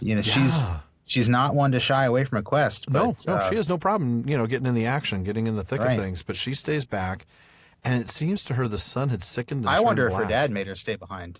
I mean, we talked about. I don't know if he could have made her. Well, we see how that really works out. You probably can't make her do anything she doesn't want to do. Yeah, she was his strong-willed child. I think this is for her a sense of foreboding. Of knowing, could be, because as we'll see, sure, the sun sickened and turned black. I mean, she this dark shadow that's fallen upon her. Yeah, you're probably right. There's some foreboding there. So they get close to him. He notices though that they're getting close, and so he gets sneaky and hides. And they set a guard all about. And you just think, well, if they could just be patient, but Huan. So I'm going to go ahead and read, starting with, it looks like about paragraph 2 later. Beren stood beside Thingol, and suddenly they were aware that Huan had left their side. Then a great baying awoke in the thicket, for Huan, becoming impatient and desiring to look upon this wolf, had gone in alone to dislodge him. But Carcharoth avoided him, and bursting from the thorns, leaped suddenly upon Thingol. Swiftly Beren strode before him with a spear, but Carcharoth swept it aside and felled him, biting at his breast. In that moment, Huan leaped from the thicket upon the back of the wolf, and they fell together, fighting bitterly. And no battle of wolf and hound has been like to it, for in the baying of Huan was heard the voice of the horns of Orome, and the wrath of the Valar. But in the howls of Carcharoth was the hate of Morgoth and malice crueler than teeth of steel, and the rocks were rent by their clamor and fell from on high and choked the falls of Escalduin. There they fought to the death, but Thingol gave no heed, for he knelt by Beren, seeing that he was sorely hurt. Huon in that hour slew Carcharoth, but there in the woven woods of Doriath his own doom long spoken was fulfilled, and he was wounded mortally, and the venom of Morgoth entered into him. Then he came, and falling beside Beren, spoke for the third time with words, and he bade Beren farewell before he died. Beren spoke not, but laid his hand upon the head of the hound, and so they parted. Wow. Oh, Huon. I'm very sad that we don't have Huon's last words. I know. Like I'd hoped they'd been in the lay, but his actual dialogue. But yeah, since the lay cuts off. Yeah. Oh man, that's such a. But what a death! You know, what an end it was. Yeah. I mean, I guess he'll go back and tell Lúthien we sent Huon to a farm out in the country, but you know. Well, it's funny you say that, because I was just thinking how sad it is that Thingol doesn't give any heed to the fight. You know, it's great that he's, you know, focusing on Beren. He finally seems to give some love to his future son-in-law. But you got to wonder if like a spear at that point might have been helpful. While he's distracted, you know? Yeah, really. And even just the fact that Thingol doesn't really seem to realize how significant a role Huon has played. You know? No, you're right. Maybe he doesn't. I mean, of course he couldn't. How could he know? How much Huon has done for Lúthien? But you know, Huon was more than just a great dog, and he was a great dog. But he was a friend and a counselor to Lúthien, and I just find it sad that Thingol doesn't even really notice his final fight. Yeah, and what a fight it is! I love that man. Description. The voice of the horns of Orme. The wrath of the Valar, and then the hate of Morgoth, and malice crueler than teeth of steel. Man, that's just good stuff, isn't it? And the baying and the howling are so loud, the rocks are falling. I mean, it's causing an avalanche of rocks to choke the waterfall. Yeah. My goodness. Yeah, that's the first thing that came to my mind when I was reading this was, I better get to the lay. I want to see if they've got the words. And that's when I rediscovered what you discovered, which is that it ends at the hand bite. I want to know what he said. Yeah. Yeah. There are a couple of little food wasn't as good as I'd liked. There you go. I never liked dry. Sorry. Straight from the words of Mr. Alan Sisto. Yeah, well. Huon's last words. No. I'm sure it was something honorable, something wise, probably See something you soon. about how to love Lúthien. See you soon. Well done, sir. Something about, protect and love Lúthien and probably, just some wonderful advice. Yeah. Yeah. Good Beautiful dog. Stuff. Good dog. Good dog, indeed. So Mablung and Beleg get there. They see what happened. They open up the wolf, and that's where they see Beren's hand still intact, even though the rest of the wolf was like a bunch of charred nothing. Yeah. Totally incorrupt. But then he goes to touch it. That's and the hand so cool. And then he touches it, and it just disappears. Poof. And there's the Silmaril. That's so cool. That is so cool. That's amazing. And again, there are moments where I think, if it was done right, what an amazing cinematic moment that would be. And then I realize I don't know if it could ever be done right. So we'll just leave it. Well, it's like for every scene like this that would be really cool to see on screen, I just think gold-plated Smaug.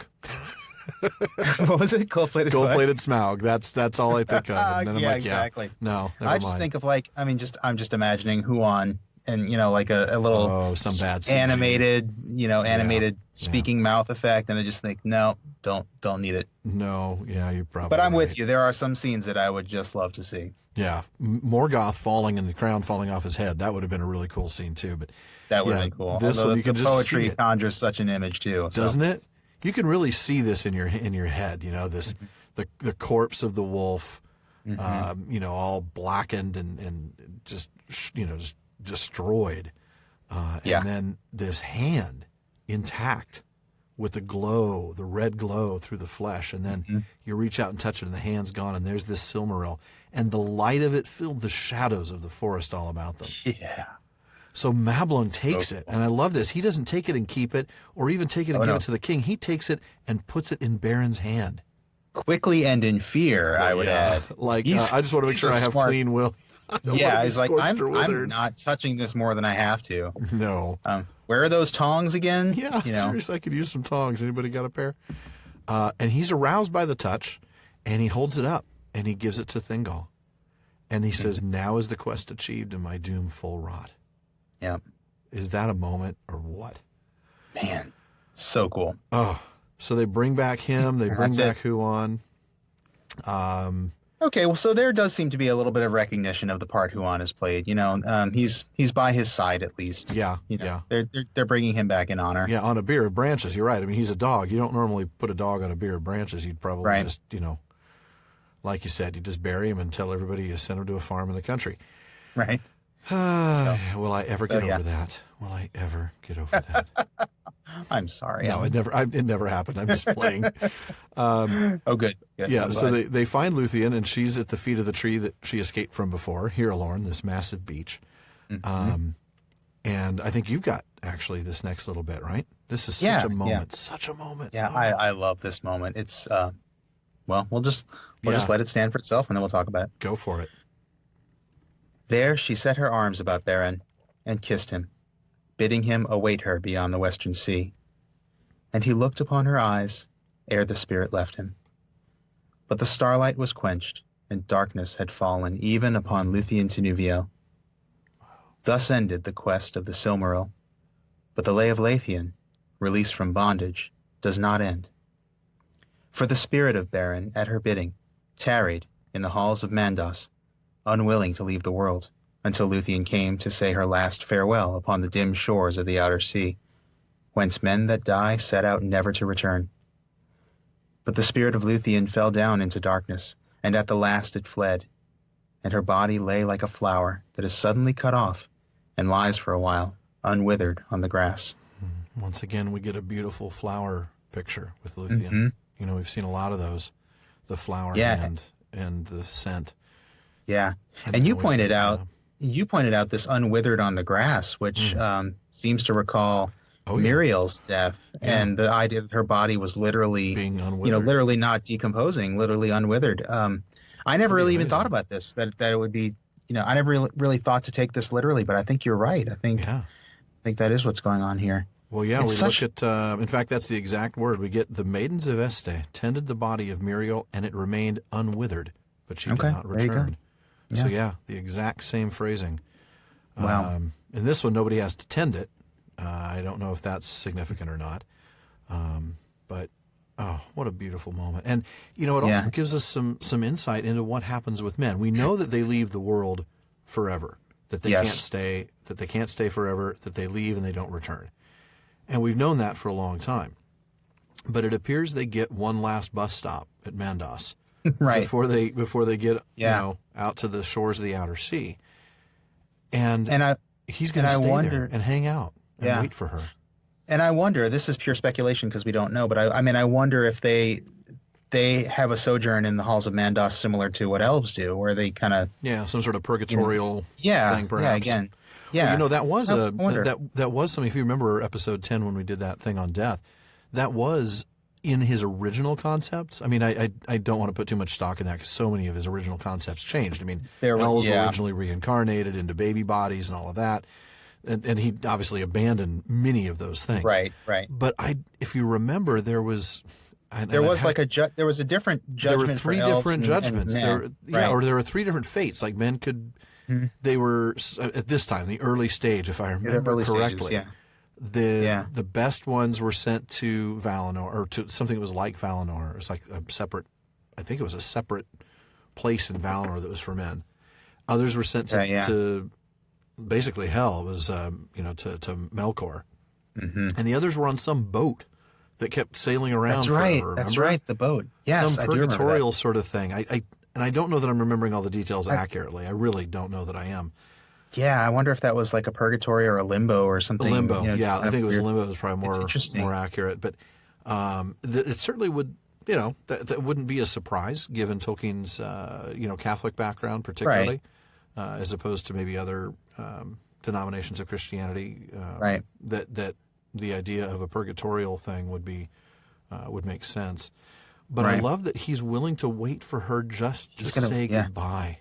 Yeah, Not and to he wait has no for her idea. to be reunited. No, he has no idea what's going to come. Right. As far as he knows, it's over. But I'm going to wait here just so I Yeah. can say goodbye. Yeah. Wow. Beautiful. That The beautiful love. The love between these two is So incredible.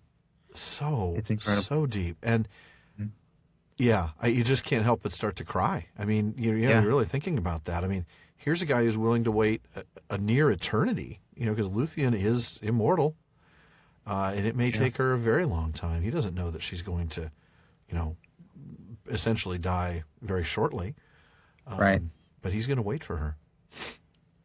And it really is beautiful. It truly is. It really is. I'm going to read the next couple paragraphs, and then there's just a ton to talk about. I mean, I know we're not pushing time right now, but there's so much to talk about in this last bit. There is, but I'm gonna beg your pardon 1 second here before please. we move on, which is and just bring up just the piece of their passing, both of them. Oh yeah. In both cases we see Beren's spirit left him. Lúthien's spirit fled. It is a very peaceful passing of the spirit out of their bodies. For both of them, yeah. Yeah, and we do see, especially look at things like Lord of the Rings. You see how the wise kings of men, including Aragorn, they all That's exactly eventually the example I'm thinking of. Yeah, they all eventually greet their death willingly. They know that death is a gift from Ilúvatar, and it's very peaceful, and I find that very poignant. Poignant's a great word. And it's also it reminds me of there's an extremely violent death coming in the next chapter that I will not spoil, but it's such a contrast to that. I will probably bring this back up when we talk about the next chapter, just because I'm going to need something to cheer me up. Yeah, the next chapter's a rough one. Yeah, so it's just a beautiful thing. They're both dying, but you're reminded about how good of a thing death can really be. And I love that the last thing he saw was her eyes. He looked upon her eyes, and his spirit left him. Oh wow, yeah. I just that's the last conscious thought that he has, is the eyes of the woman that he loves. Wow. And it's upon her request that he waits. So he waits for her.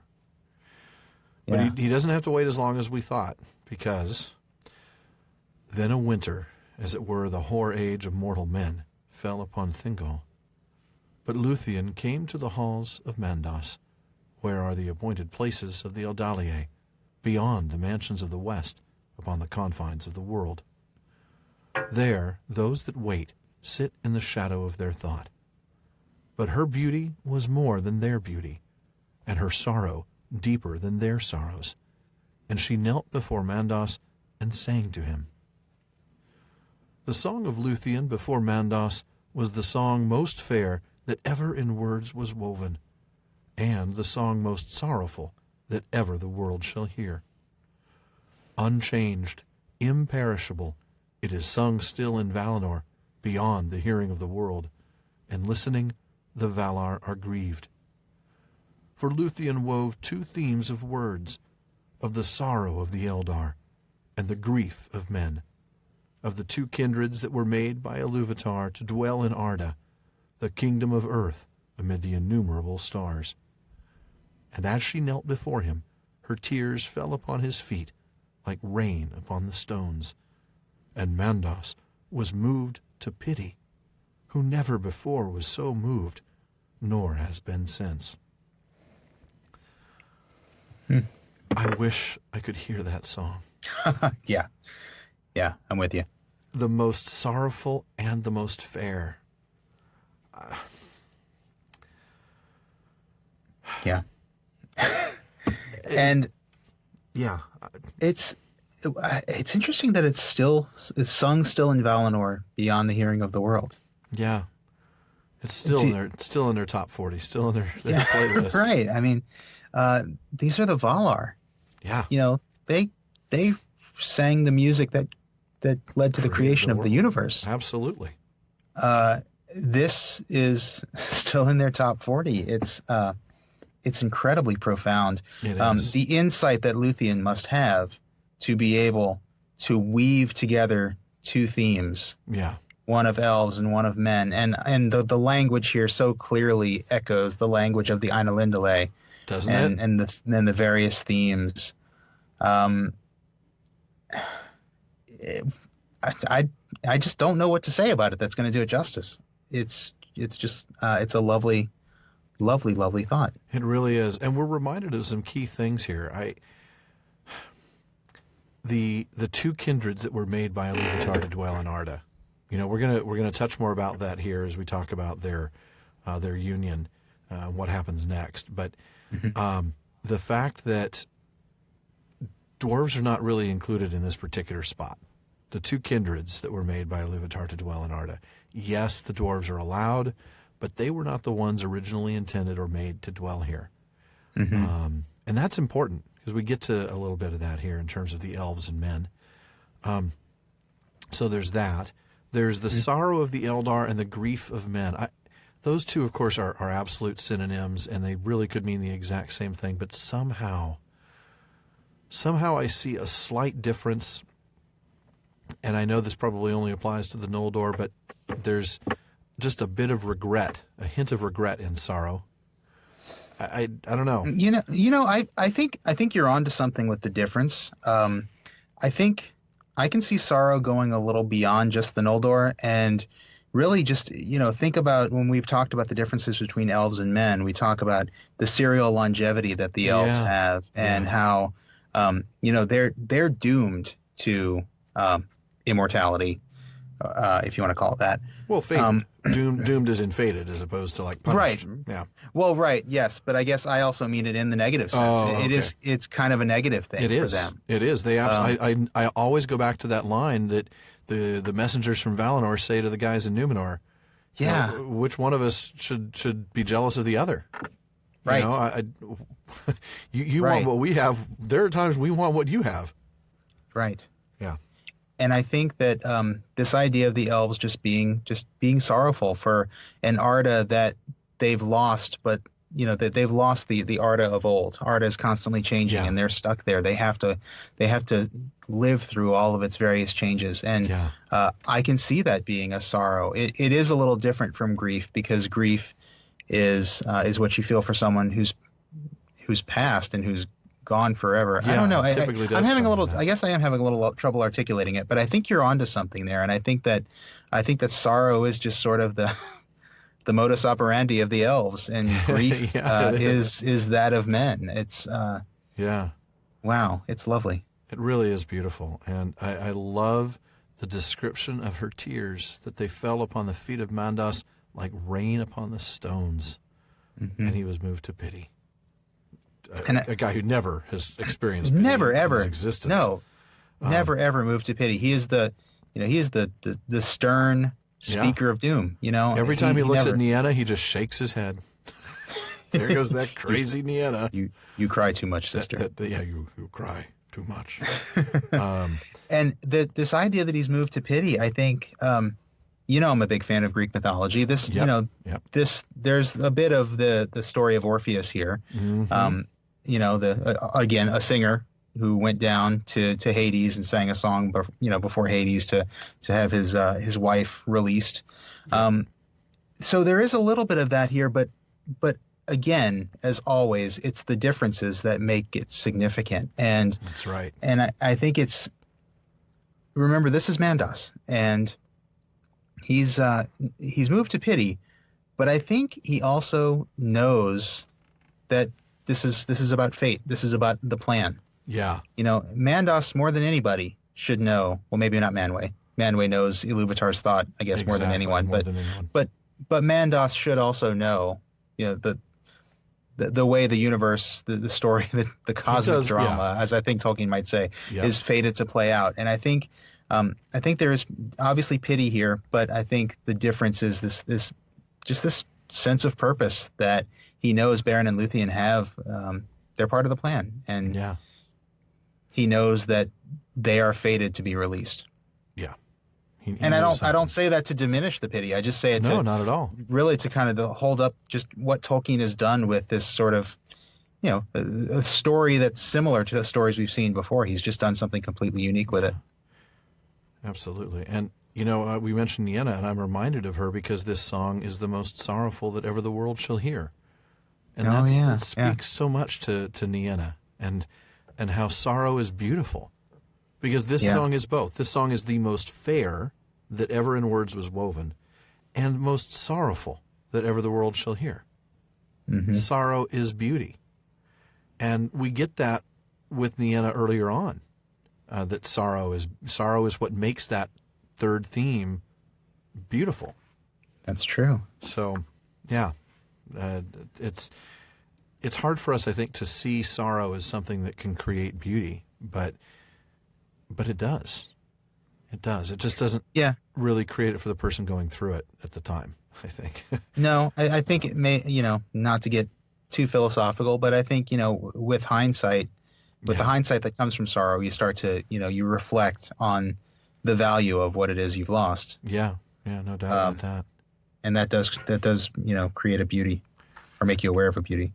Well, I'd skipped the next paragraph because of time, but I'm going to go ahead and read this next short paragraph before you get to talk to us about the choice, because I think it's important enough to do that. Mm-hmm. So Mandos, therefore he summoned Beren, and even as Lúthien had spoken in the hour of his death, they met again beyond the western sea. But Mandos had no power to withhold the spirits of men that were dead within the confines of the world after their time of waiting, nor could he change the fates of the children of Ilúvatar. He went therefore to Manwë, lord of the Valar, who governed the world under the hand of Ilúvatar, and Manwë sought counsel in his inmost thought, where the will of Ilúvatar was revealed. I thought that was worth talking about because we get that part about no power to withhold the spirits of men that were dead after their time of waiting. So indeed they do have a time of waiting. That clarifies that for us. That answers the question. There is some sort of... So they do wait in the halls of Mandos. Whether it's a purgatorial purpose or not, I don't know. Whether everybody just has like a 30-day waiting period to get their safety thing cleared, Or are they just their background check. Yeah, get their background check. It's kind of like buying a gun in California, Are you on the... or maybe maybe it's like a quarantine. You don't want to take anything beyond the edge of the world. I don't know. That guy might have wolf on him. But basically, Mandos, as powerful as he is, doesn't have the power to withhold the spirits, and certainly he can't change the fates of either elves or men. So he goes to Manwë, and then you get this next one, which I love. Yep. All right. These were the choices that he gave to Lúthien. Because of her labors and her sorrow, she should be released from Mandos and go to Valimar, there to dwell until the world's end among the Valar, forgetting all griefs that her life had known. Thither Beren could not come, for it was not permitted to the Valar to withhold death from him, which is the gift of Ilúvatar to men. But the other choice was this, that she might return to Middle-earth and take with her Beren, there to dwell again, but without certitude of life or joy. Then she would become mortal and subject to a second death, even as he. And ere long she would leave the world forever, and her beauty become only a memory in song. Wow. Just wow. There you go. These choices, this is such a difficult choice. I mean, she could still live forever in Valimar and forget all of her griefs. Mm-hmm. This pain, the pain of being separated from Beren, would be forgotten. Yeah. But yeah, one must assume that she would forget Beren. She'd have to forget the otherwise, pain. You'd forget him. Otherwise, you wouldn't be able to forget the grief. Right. Yeah. But Beren still can't go. Beren's still not allowed. He cannot be. Beren, as a man, cannot be allowed to stay in Arda. Yeah. But she can choose not to stay in Arda. And we're beaten over the head again about the fact that this is a gift. the death for that's Beren. true. Yeah. You know, Yeah, that's true. It's not permitted for the Valar to withhold death from him. Right. You don't usually withhold a bad thing. You know, Right. It's not permitted. It's a gift. He cannot withhold it. Which is the gift of Ilúvatar men. Mm-hmm. But I love this second choice. Oh my! Yes, you can go back to Middle Earth. Beren can come with you. You each but get another you shot. are not. You get another shot, but you are not guaranteed anything. No promises. You are not guaranteed life. You are not guaranteed joy. You will become immortal. Truly, a mortal. Mortal. I am saying You'll become a woman. Mortal. A mortal. Yes. Yeah. You'll become a human, and subject to a second and final death. Even as he, the death of men, the true death. Yep. To leaving the circles of the world forever. Mm-hmm. Jinx, you owe me a Coke. Yeah. And, I mean, and her beauty become only a memory in song. I love that idea. Oh, isn't it? That the singer would be remembered in song, and of course she is. Yeah, absolutely. We've been reading from that song. Oh, beautifully so. And she chooses that, doesn't she? She does. I'll go ahead and read this last paragraph, and then we can talk. This doom she chose, forsaking the blessed realm, and putting aside all claim to kinship with those that dwell there. That thus, whatever grief might lie in wait, the fates of Beren and Lúthien might be joined, and their paths lead together beyond the confines of the world. So it was that alone of the Eldaliae she has died indeed, and left the world long ago. Yet in her choice the two kindreds have been joined, and she is the forerunner of many, in whom the Eldar see yet, though all the world is changed, the likeness of Lúthien the beloved, whom they have lost. Wow. Yeah. First thing you do is you go straight to Arwen in your mind. I mean, it's hard not to, yeah. you know. Absolutely. The likeness. Yeah. The likeness and even the fate, you know. True. The fact that she ends up with this very similar fate, going back to episode 10 you did it. It was on the Tolkien Reading Day special when you did the. Oh, yeah. Yeah. That was, what was that, episode 6? I remember 6. Yeah. 7? I think it was 6. Yeah. Mm-hmm. Yeah. Just, oh, my goodness. Yeah. It is, we talked about this. It is a rich paragraph. Incredibly so. So there's so poignant. much here. I'm going to use that word again. And so deeply. It is. It's just so moving. She chose to give up immortality, mm-hmm. knowing nothing of what that future might hold, just that their fates would be joined. Beyond the circles of the world, we don't know. We just don't know. Though I think Aragorn has something to say about that. I have to try and pull that up, but I'm thinking back to the appendix, and as he's dying, doesn't he talk about meeting her again beyond the circles of the world? He does, yeah. He says beyond the circles of the world, there's more than memory or something like that. Yeah.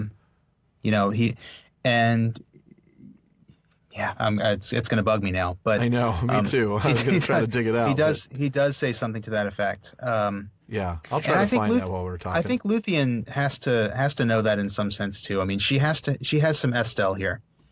Some hope. I love that. Yeah, and remember that Estelle is hope that's founded on something. That's founded on belief in something, as opposed to Amdir, which is like, I hope I win the lottery. Yeah, I hope it doesn't rain tomorrow. Yeah. Yeah, right.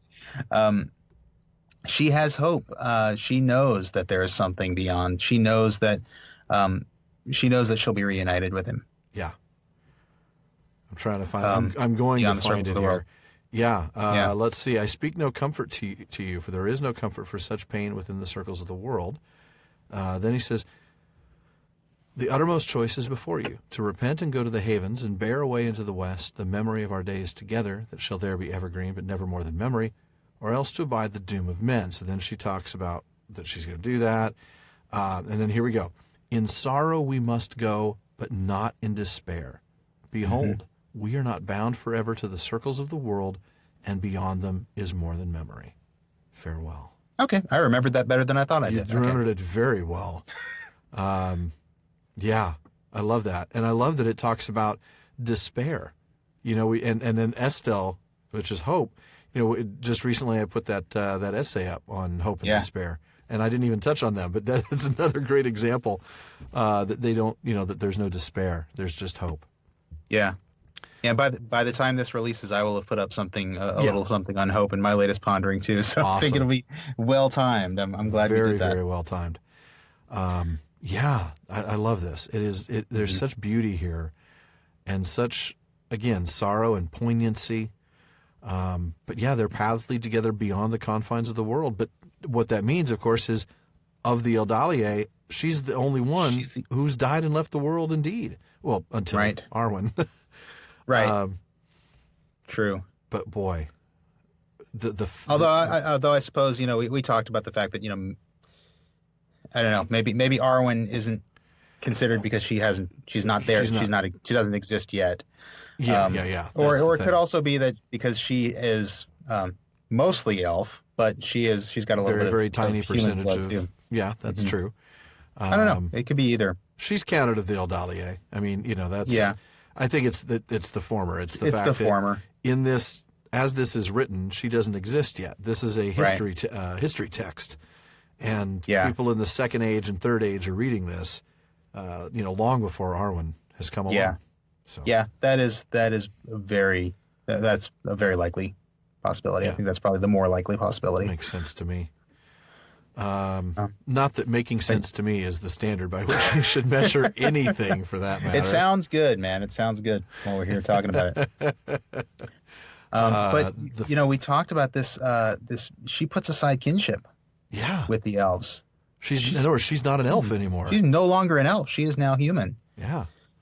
And and in doing that, she has joined the two kindreds. Yeah. And boy, that is so big. I mean, we'll see how big that is in a couple of chapters, but that's big. Yeah. Oh, goodness. Well, let's talk about that, right? I think so. I'm trying to think through if there's anything else I want to talk about here. And before we tackle onto that, because that's really the next big piece, isn't it? Yeah. Yeah. In fact, that's really the last piece. Let's go ahead and dig into that, because that's where we've got some external material from histories, from letters, things like that I think would shed some light on it. Yeah, I think so. Well, I mean, we've talked about the fact that this is a divine plan. Right. We've been throwing that word around a lot. We've been using that word a lot, but I think we know what it means. we do, for once, know what it means. This was all part of Iluvatar's master plan. All of these impossible chances, and I'm doing my air quotes one more time tonight. Chances. Everything that's played out in the eucatastrophe and all the just strange happenstance, if happenstance it is, has really just been to the fulfillment of this fate, and to bring these two kindreds together into one bloodline. And those who have listened to some of our earlier episodes talking about elves and men probably know where we're going with this, but we're going to go there anyway. I think the first thing I think we need to talk about is probably the fact that elves and men are really, though we call them the two kindreds, they really are two halves of the same whole, aren't they? They really are. I have a quote here from a letter of Tolkien that I think really sheds some light on this two halves of the same whole idea. In letter 153, it actually was a letter that he never sent, but it was to the manager of a Catholic bookstore that had expressed concern about a few issues theologically. But Tolkien says... Is that the Mr. Hastings? I think it is, yes. I think it is, yeah. And he says, elves and men are evidently, in biological terms, one race, or they could not breed and produce fertile offspring. Even as a rare event, there are 2 cases only in my legends of such unions, and they are merged in the descendants of Eärendil. I would note that there are 3, but he's not including Aragorn and Arwen, I think because they're each a partial mix. So in terms of pure elf and pure elf and man unions, there are 2. And then he goes on to say that elves and men are represented as biologically akin in this history, because elves are certain aspects of men and their talents and desires incarnated in my little world.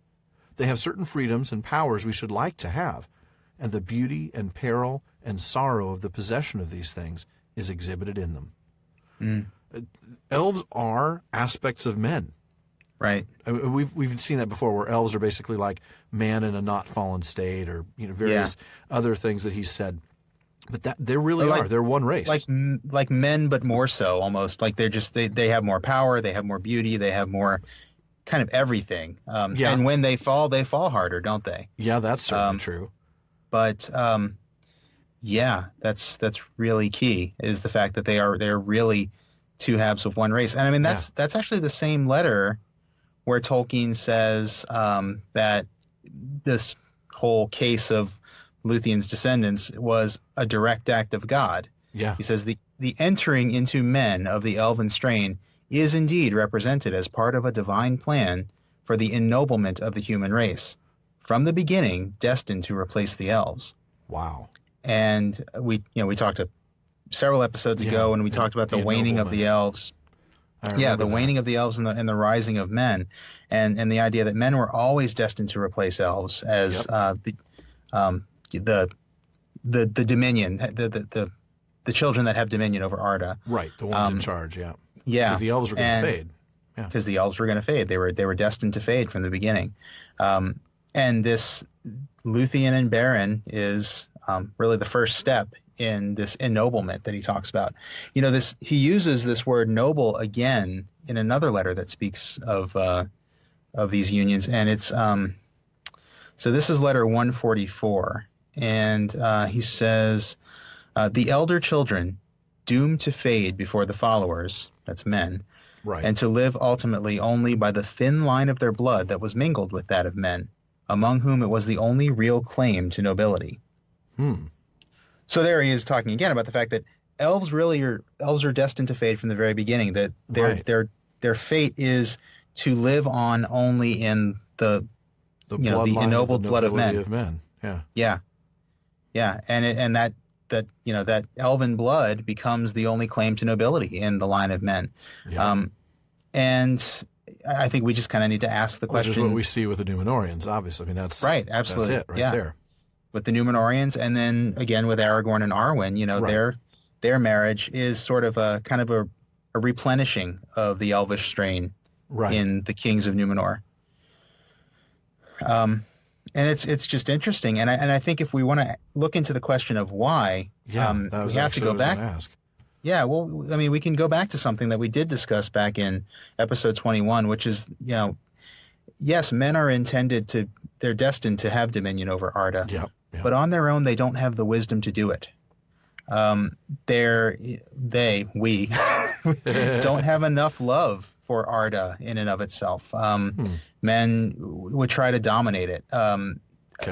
We're frankly too Melkorish. There's actually, let me see here. I'm going back to Morgoth's Ring for this one. There's actually a note to the Authorabeth, which we've talked about a few times. And this is Tolkien's own note.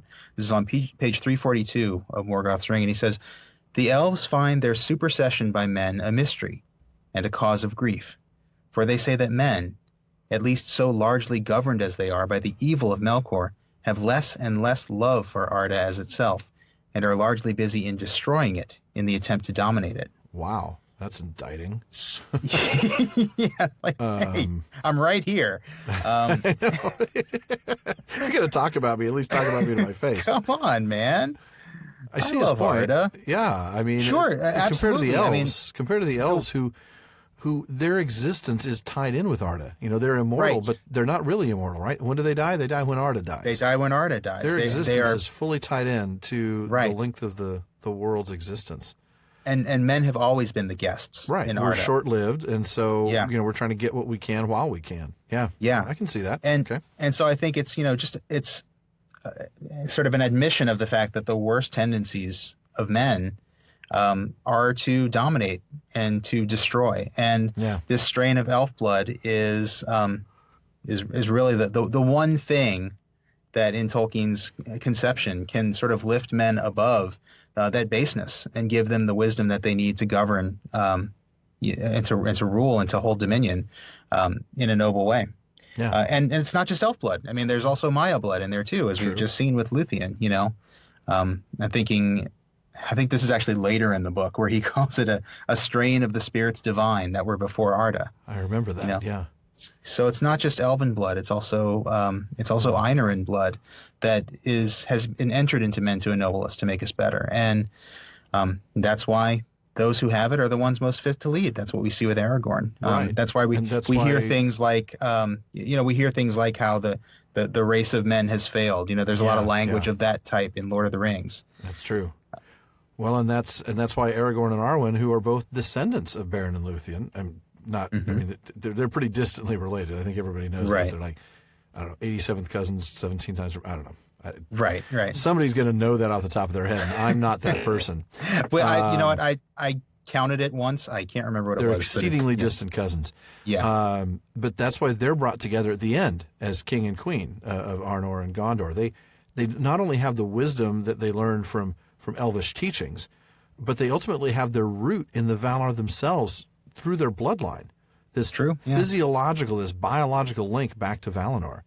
Yeah. And it's the fulfillment of the destiny of the elves. Their job, like you said, to ennoble men, it's the preparation for the fulfillment of men's destiny. So it is part of the plan. Beren and Lúthien are that first phase. It's the first time it happens, but obviously not the last. Right. And it's an illustration. We'll see it again pretty soon. Yeah. Very soon. Yeah. Just a few chapters. It's another illustration of this thing that we've seen before as a theme, this teamwork idea. Different peoples working together, coming together in harmony, stronger together than apart. You got man, elf, and Ainu. Yeah. Yeah. Definitely important stuff. Definitely. And by the way, if you're a first-time reader thinking, well, wait, you just talked about there's another union coming up, and I thought the chapter just said that Lúthien's fate was unique. Yes, okay, it is. The next one we're going to see is going to end a little bit differently, but we're not going to spoil that. We'll get to that soon. But but now you begin to see, I mean, now I'm going to digress a little bit. You begin to see why we and some other readers who appreciate Tolkien's approach to this blend have, when circumstances warranted it, been ready to mock the notion in Peter Jackson's Hobbit films that an elf and a dwarf would somehow fall in love and form a union. See, when you study this and you realize why Tolkien had elves and men come together, the idea that would happen with a dwarf is utterly absurd.